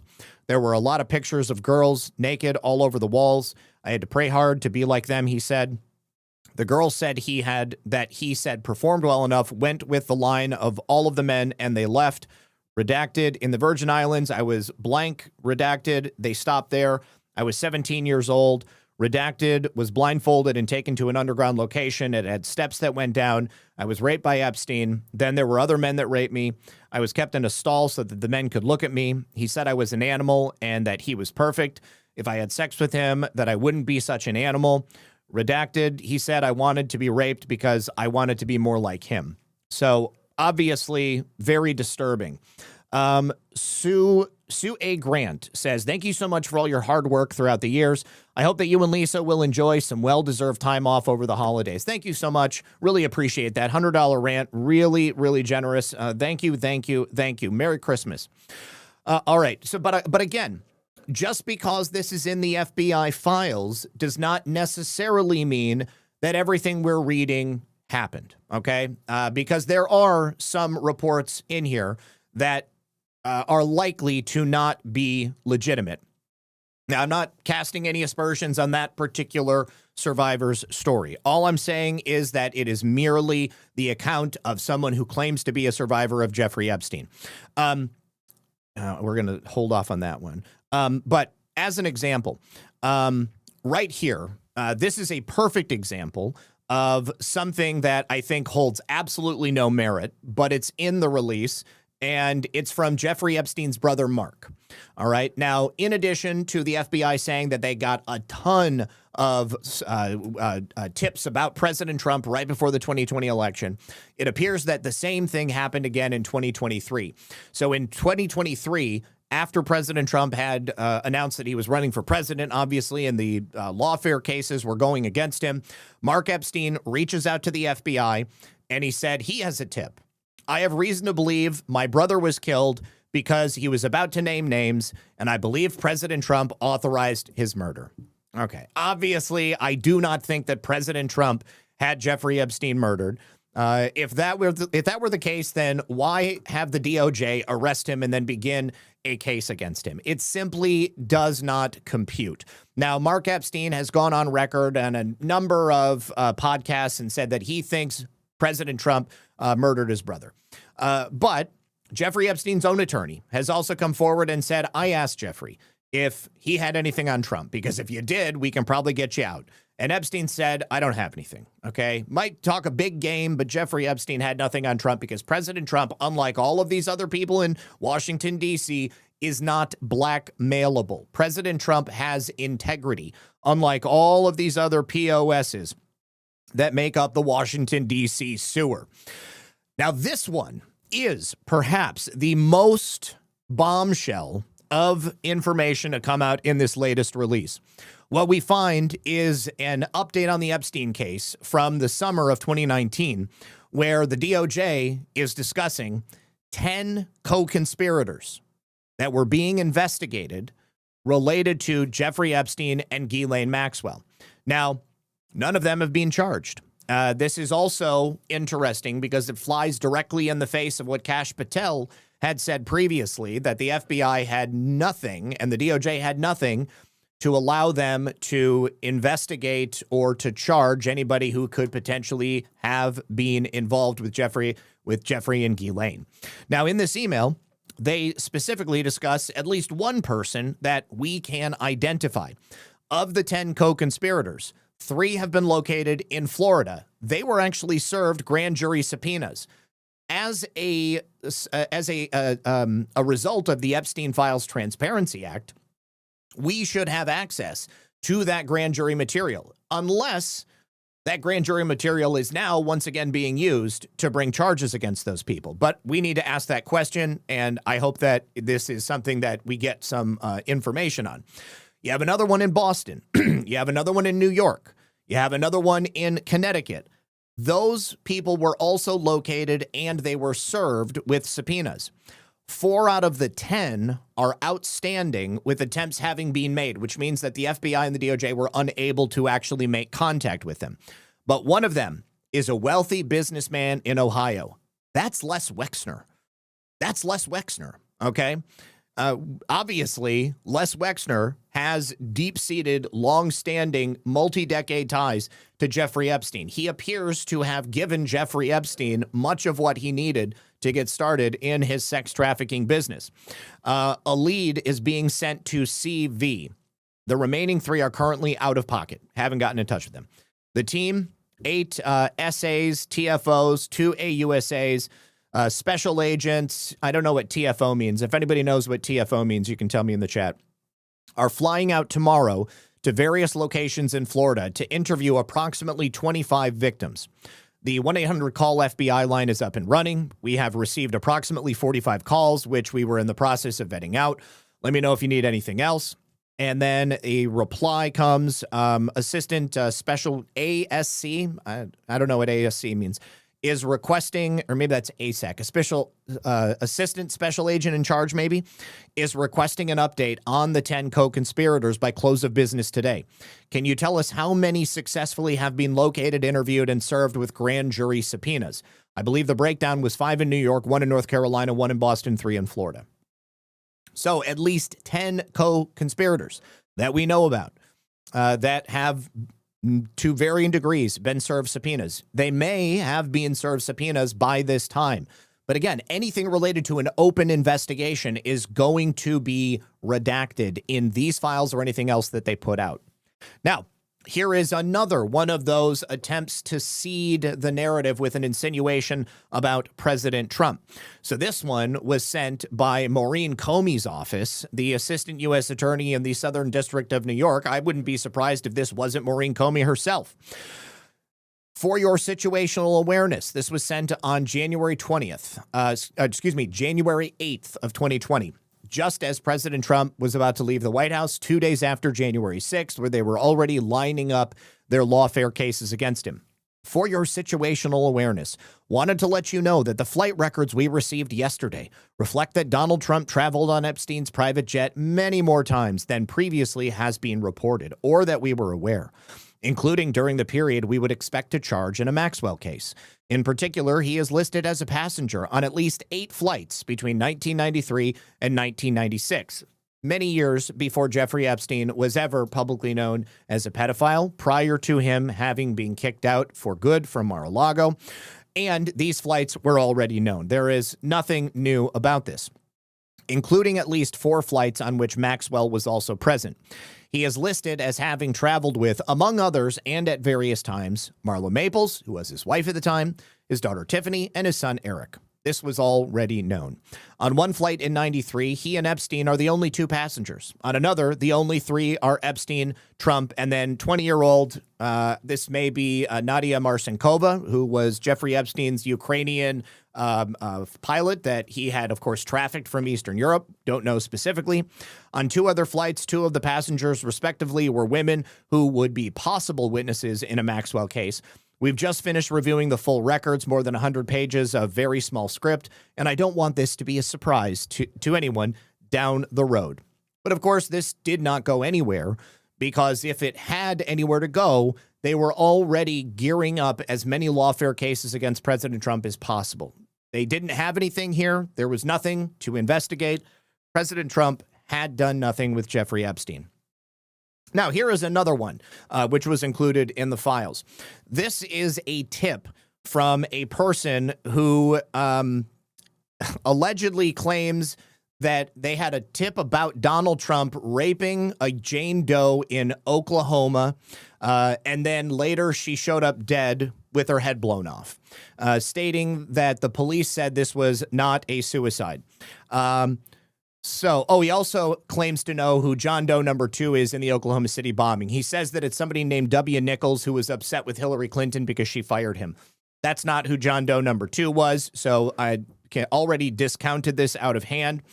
But the story with this so-called rape and murder of a young girl at Donald Trump's hands, this also came in October of 2020, after Donald Trump had left the White House. Redacted asked Redacted about his time driving a limousine for 2 years in the Dallas-Fort Worth area. During that time as a driver, he had met Donald Trump. He picked up the president in 95 and took him to DFW. Redacted reported some of the things President Trump had spoken about during the ride while on his cell phone were very concerning. Reported he was a few seconds from pulling the limousine over on the median and within a few seconds of pulling him out of the car and hurting him due to some of the things he was saying. As the caller chose not to, Blank noted Trump continuously stated the name Jeffrey while on the phone. Isn't that convenient? And made references to abusing some girl. Was unsure who he was talking to or who he was referencing. As the driver talked about his time meeting Donald Trump, the driver immediately, something demeanor went stone cold as this person stated he raped me. Redacted said what? As Redacted replied, Donald Trump had raped her along with Jeffrey Epstein. Redacted noted some girl with a funny name took me into a fancy hotel or building, and that's how it happened. Redacted advised Redacted to call the police regarding the incident and stated, I can't, they will kill me. On Christmas Day, the driver contacted the girl, stated that she had in fact called the police and that they had talked to her about it. And this person said that she had done good, did not hear from her again until January 10th of 2000. Reached out to the girl stating, someone reached out to him stating the girl was dead and noted she was found with her head blown off in Kiefer, Oklahoma. Officers on the scene said that someone stated there was no way it was a suicide. Coroner stated it was a suicide, and Redacted later stated someone had committed the suicide because this individual had gotten cocaine from a Mexican drug dealer. Feels like it is a cover for Ghislaine Maxwell. Okay, so very salacious. The kind of thing that the left is obviously going to latch onto. The only problem is that there is no such case. Okay? This girl doesn't exist. Donald Trump, I do not believe, would rape some young girl and then brag about it on a cell phone call in earshot of somebody who could hear. And he also certainly wouldn't have done that in the first place. So it turns out that this particular tip comes from somebody who allegedly had been a producer for the Jerry Springer show. So this 1995 rape claim appears to be a distorted or fabricated version of a 2016 lawsuit by Katie Johnson. This was a pseudonym. She alleged in that lawsuit that Trump and Epstein raped her in 94, not 95, at age 13 during a party at Epstein's NYC residence. The suit was filed anonymously. It was refiled, dropped twice amid threats and lack of evidence. It originated from dubious sources, including Norm Lubow, who is a former Jerry Springer producer known for hoaxes. There is no corroborating evidence that exists. There's no limo driver who came forward with the testimony. There's no Oklahoma death that matches the description.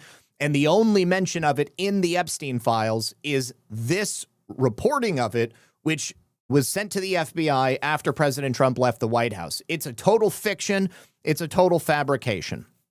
That woman, Katie Johnson, the reason she dropped her lawsuit is because she had no evidence and she made the story up. She was essentially paid by someone to sue Donald Trump and claim that he raped her. Okay. Hang on just a second. I'm just checking to see if I'm missing anything over here.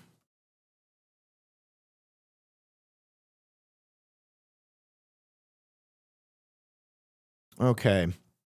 All right. Before we continue, I have a brief message from our friends on Rumble.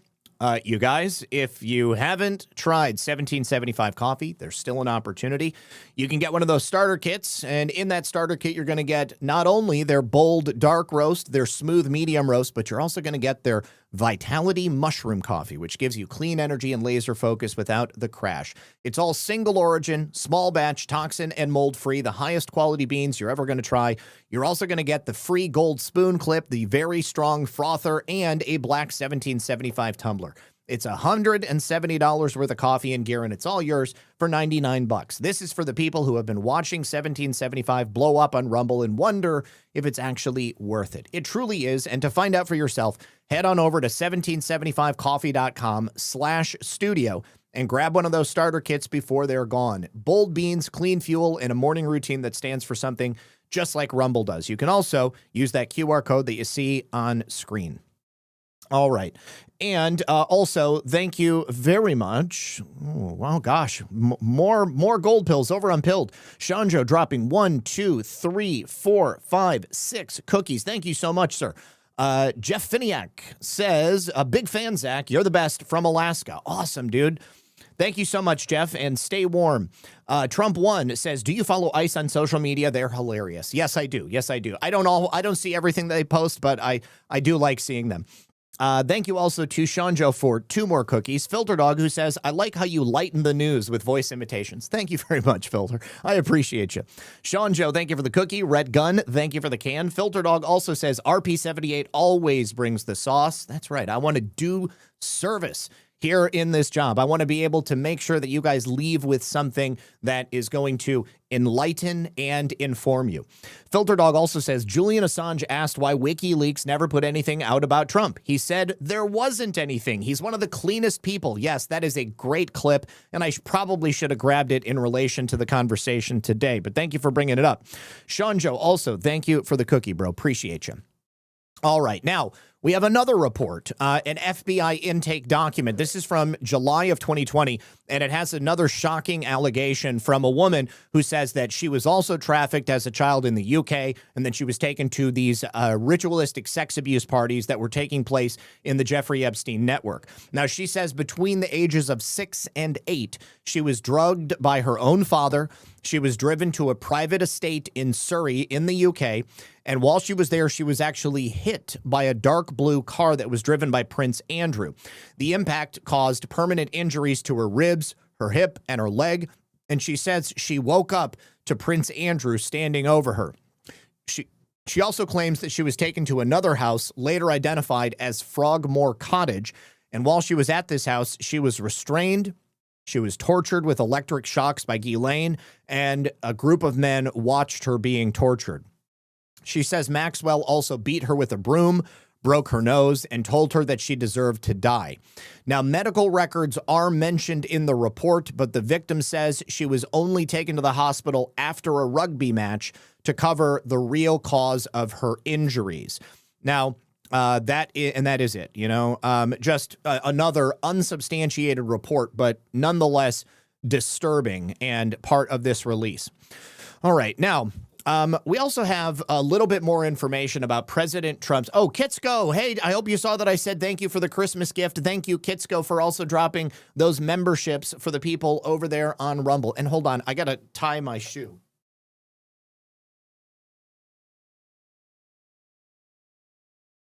It's actually a slipper, but I got to tie the tie on it.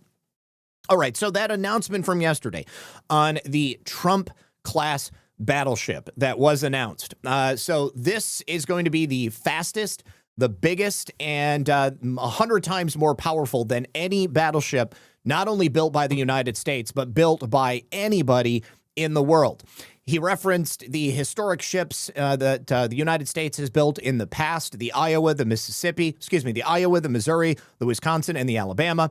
And he said that they were all formidable, but these vessels are going to surpass that by a wide margin. I am anxious to see what these battleships look like. Now, there were renderings that President Trump showed yesterday. We saw them a little bit. But they are probably not going to begin construction until the early 2030s. So this is a little bit ahead of its time. So Trump said the Navy is initially going to build 2 large surface combatants with a long-term goal of expanding the class to 20 to 25 ships. The lead vessel is going to be the USS Defiant, a Trump-class ship called the USS Defiant, and that will be delivered in roughly 2.5 years. And then longer term, the full expansion will begin in the early 2030s. Now, the U.S. Navy has said that these Trump-class ships are going to be the largest U.S. surface combatant ever built since World War II, and it's going to displace roughly 30,000 to more than 35,000 tons, way big.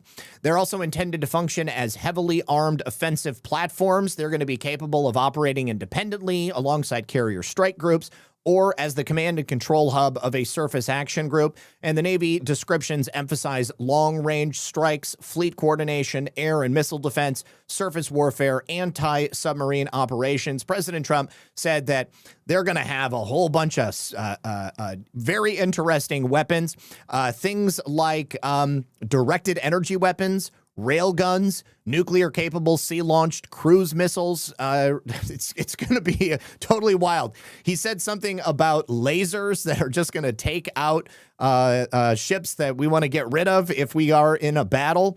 Now, also, what is even more incredible is that yesterday, during the announcement of these new ships, President Trump directly called out the military contractors and the executives running these companies who have for a long time taken advantage of the goodwill of the United States of America, or perhaps they were taking advantage of a situation that allowed to be created. President Trump essentially called out these defense contractors and said, if you don't deliver on what you said you were going to deliver on, we're actually going to charge you, and you're not going to be able to do defense contracts in the future. So take a listen. This is essentially President Trump's clipping the balls off the military-industrial complex. For them, to allies or to ourselves. Takes too long. The only way they're going to be able to deliver them is if they build new plants. They don't want to build new plants because that's expensive. So we're going to be discussing production schedule.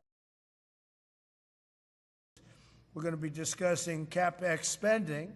We'll be discussing the pay to executives where they're making $45 and $50 million a year and not being able to build quickly. They're going to make that kind of money. They have to build quickly. Again, we make the best equipment in the world, but they don't make them fast enough. And we're going to be also discussing dividends. We want the dividends to go into the creation of production facilities. So we'll be talking about all CapEx, dividends, and the pay. We're also going to be talking about buybacks. They spend so much money on buybacks. They want to buy back their stock. I don't want them to buy back their stock. I want them to put the money in plant and equipment so they can build these planes fast, rapidly, like immediately. I mean, I have sold more planes than any president by far, times probably 20. So every time I go someplace, I sell 100 planes. That includes commercial planes. All right, so I can only imagine that the cost overruns, the billions of dollars in cost overruns that have been absorbed by these military contractors in the past, they went directly into the pockets of these executives that President Trump directly called out. In the same speech yesterday, President Trump once again, after I had told you he appointed the governor of Louisiana, Jeff Landry, as a Greenland envoy, he also appointed Marco Rubio as a special envoy to Greenland. And he once again said, we need Greenland. He said it's not from the minerals, it's because of national security. And he has essentially set his sights on Greenland and told the Danish ruling class that we are going to take it. It's going to be ours. We just need to get to an agreement. Now, the people in Denmark are not happy about it. They are very upset, and they've summoned the U.S. ambassador after we have these new envoys, these 2 new envoys that have been announced. President Trump said, we have to have it. This is ours. We are going to have it. So Denmark has a king, and he is now reeling after the announcements that were made yesterday. The foreign minister said that President Trump's decision signals sustained American interest in the Arctic island. The appointment confirms the continued American interest in Greenland. However, we insist that everyone, including the U.S., must show respect for the territorial integrity of the Kingdom of Denmark. But President Trump is not taking no for an answer. We'll have to work it all out. But he felt very strongly we need it for we need Greenland for national security, not for minerals. We have so many sites for minerals and oil and everything. We have more oil than any other country in the world. We need Greenland for national security. And if you take a look at Greenland, you look up and down the coast, you have Russian and Chinese ships all over the place. We need it for national security. We have to have it. And he wanted to lead the charge. So we're making him, Marco, today, a special envoy to Greenland. Greenland's a big deal. Yeah. Okay, so why is it notable that Marco Rubio, the head of the Department of State, Secretary of State, Marco Rubio, is going to be in charge of this? Well, certainly there is a diplomatic component. But as everybody knows, the CIA is the clandestine arm of the State Department, or perhaps the State Department is the domestic arm of the CIA.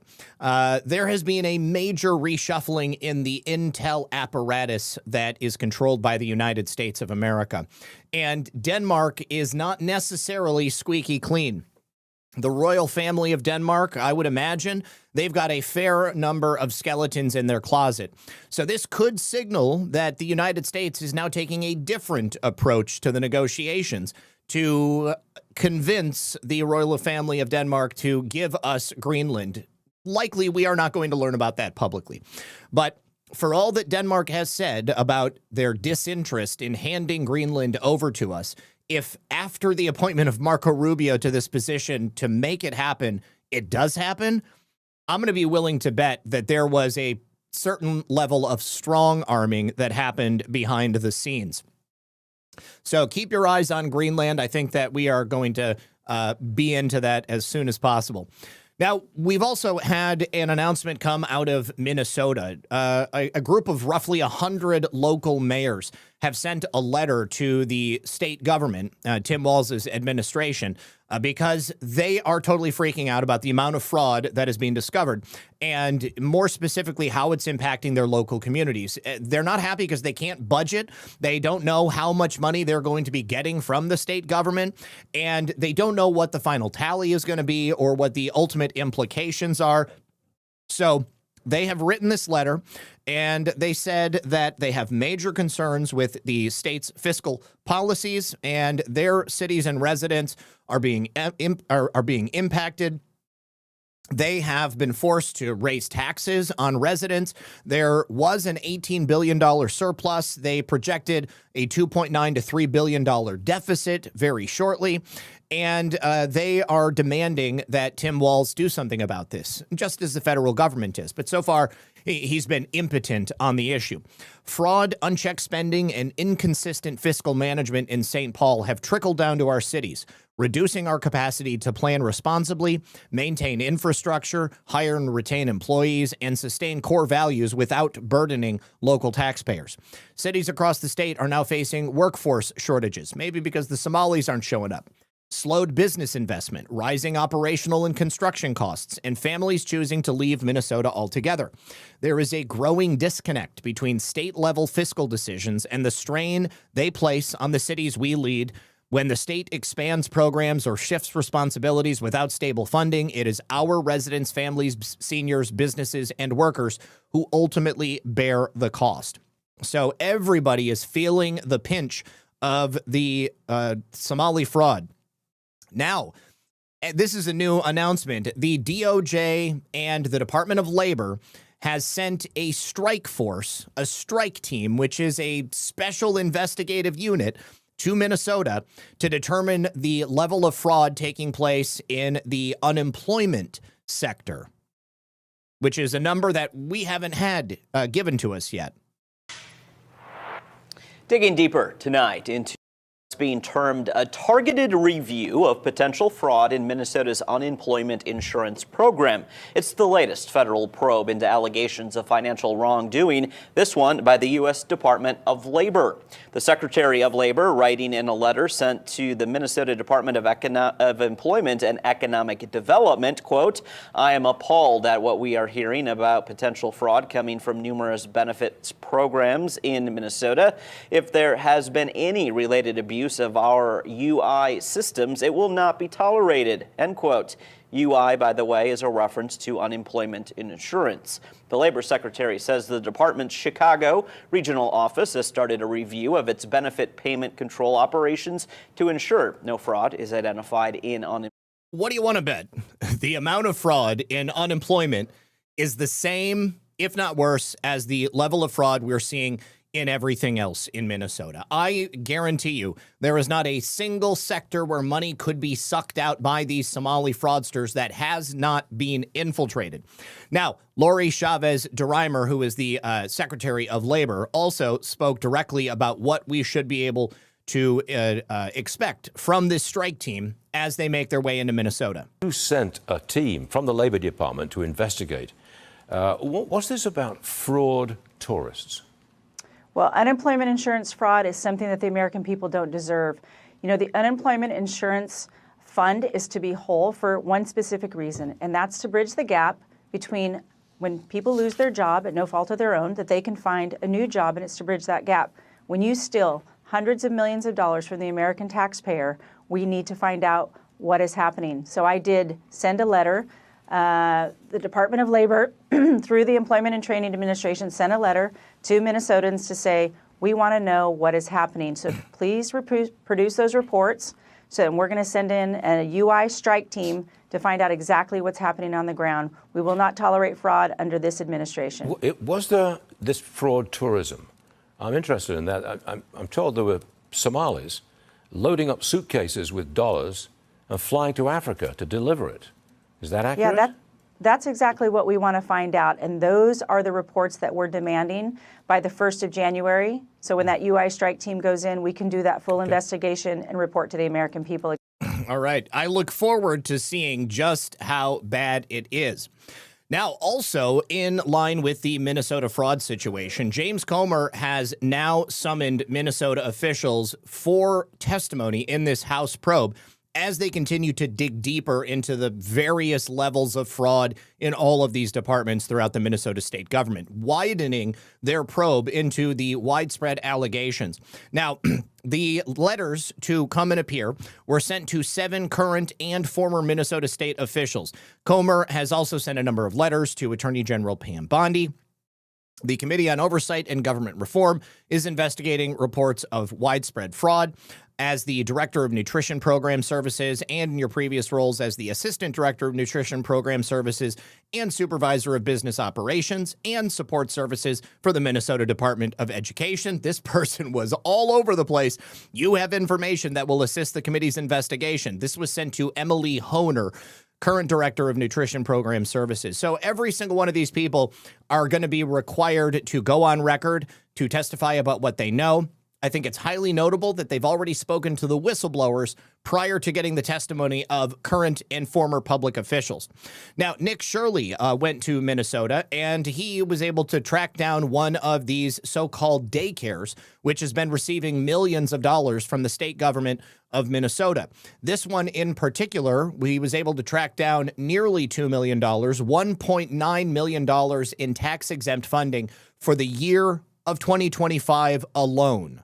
Here in Minnesota, massive fraud is taking place within the government and the Somali population. Here, this building alone, Quality Learning Center, is a daycare. First of all, take a look. Quality Learning Center. They forgot the N in the learning. Yet, they spelled learning wrong, and they said leering. This daycare alone in 2025 has received $1.9 million from the government. And the strange things about these childcare centers is There's no one here right now. It's midday on a weekday. And if you were to try to go inside, it's completely closed and the windows are all blacked out. No one's working, midday. Children should be in here, and this place is licensed for 99 children, and this is the outside. There's no windows, no nothing. 99 and like children. I said, they literally spelt the word wrong on their sign. This is open and blatant fraud taking place here inside of Minnesota. The government is complicit with this, and this is just one of the hundreds of child daycare centers here inside of Minneapolis being ran by the Somali population. It's sad that it's happening here in Minnesota, and it stinks that it's happening and it's being labeled on the Somali population. However, that's just the facts of what's happening here inside of Minnesota. Yeah, call a spade a spade. It's the Somalis that are doing the fraud, but it's also regular folk in Minnesota. Every single one of them will be indicted, arrested, and there is going to be a major reckoning that comes. Need to say thank you so much to Sue Castellano 112, who says, Merry Christmas from Connecticut. Thank you so much, Sue. Merry Christmas to you as well. Thank you to Wonderworld, who says, Merry Christmas. Thank you, Wonderworld. I appreciate you. And thank you to Sean Joe for the cookie as well. All right. Now, I also very briefly want to remind everybody about the final sponsors of tonight's program, because it is still December. You can still do a buy one, get one free by heading on over to onenessdrops.com/BOGO Red Pill 78. Get a free one of whatever it is that you purchase there, whether it's the chlorine dioxide water purification kits or the mullein extract, which is great for lung health, the soursop extract tincture, which is great for cellular regeneration, the DMSO, which is topically applied and used for a whole bunch of other things, as we have discussed. You can also get yourself the hydrochloric acid drops, which is perfect for indigestion. And if you want to get a special deal, you can buy one of their bundles, which are already discounted. You will also get a buy one, get one free of one of those. But head on over to onenessdrops.com/BOGO Red Pill 78 to get a special offer. Also, head on over to mypillow.com. Use code RP78 to save up to 80% off of Mike Lindell's amazing American-made products. Made right there in the state of Minnesota. You will be supporting his run for governor. He has won. He looks like he may be winning if the election was held today. If anybody deserves to be governor of Minnesota, I think it truly is Mike Lindell. That man has sacrificed so much. They have tried to destroy him in the exact same way they've tried to destroy any of us who talked about election integrity and anybody who supported President Trump. So you can get the towels, you can get the slippers, you can get the Giza Dream Sheets, the mattresses, the mattress toppers. They have so many great American products. Also, my friend Jordan over at ConsciousStrength.net. Use code RP78 to save 10% off of everything Jordan offers over there as well. This is where I get my methylene blue. Somebody left a comment yesterday asking where I get my methylene blue. I get it from Jordan. ConsciousStrength.net. Use the code RP78. The links for all of these things are in the description of this video, including, finally, My Patriot Supply. Prepare with RedPill78.com. They have a big winter special going on right now. You can get their survival food, or their water filtration, or their solar generators with free solar panels. They have a whole bunch of stuff going on. Prepare with RedPill78.com. And one final thank you to Sean Joe over here on Rumble. Really do appreciate you, sir.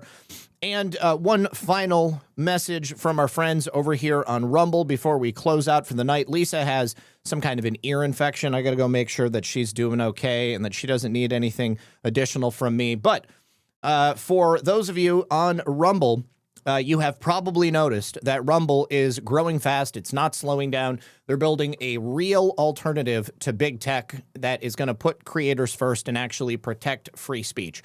Right now, you can also get Rumble Premium. It's an easy way to upgrade your experience. And with Premium, you get ad-free viewing across the platform. No pre-rolls, no interruptions, just the content you came for. And Premium members unlock exclusive content like bonus videos, behind-the-scenes drops, and a whole lot more from your favorite creators.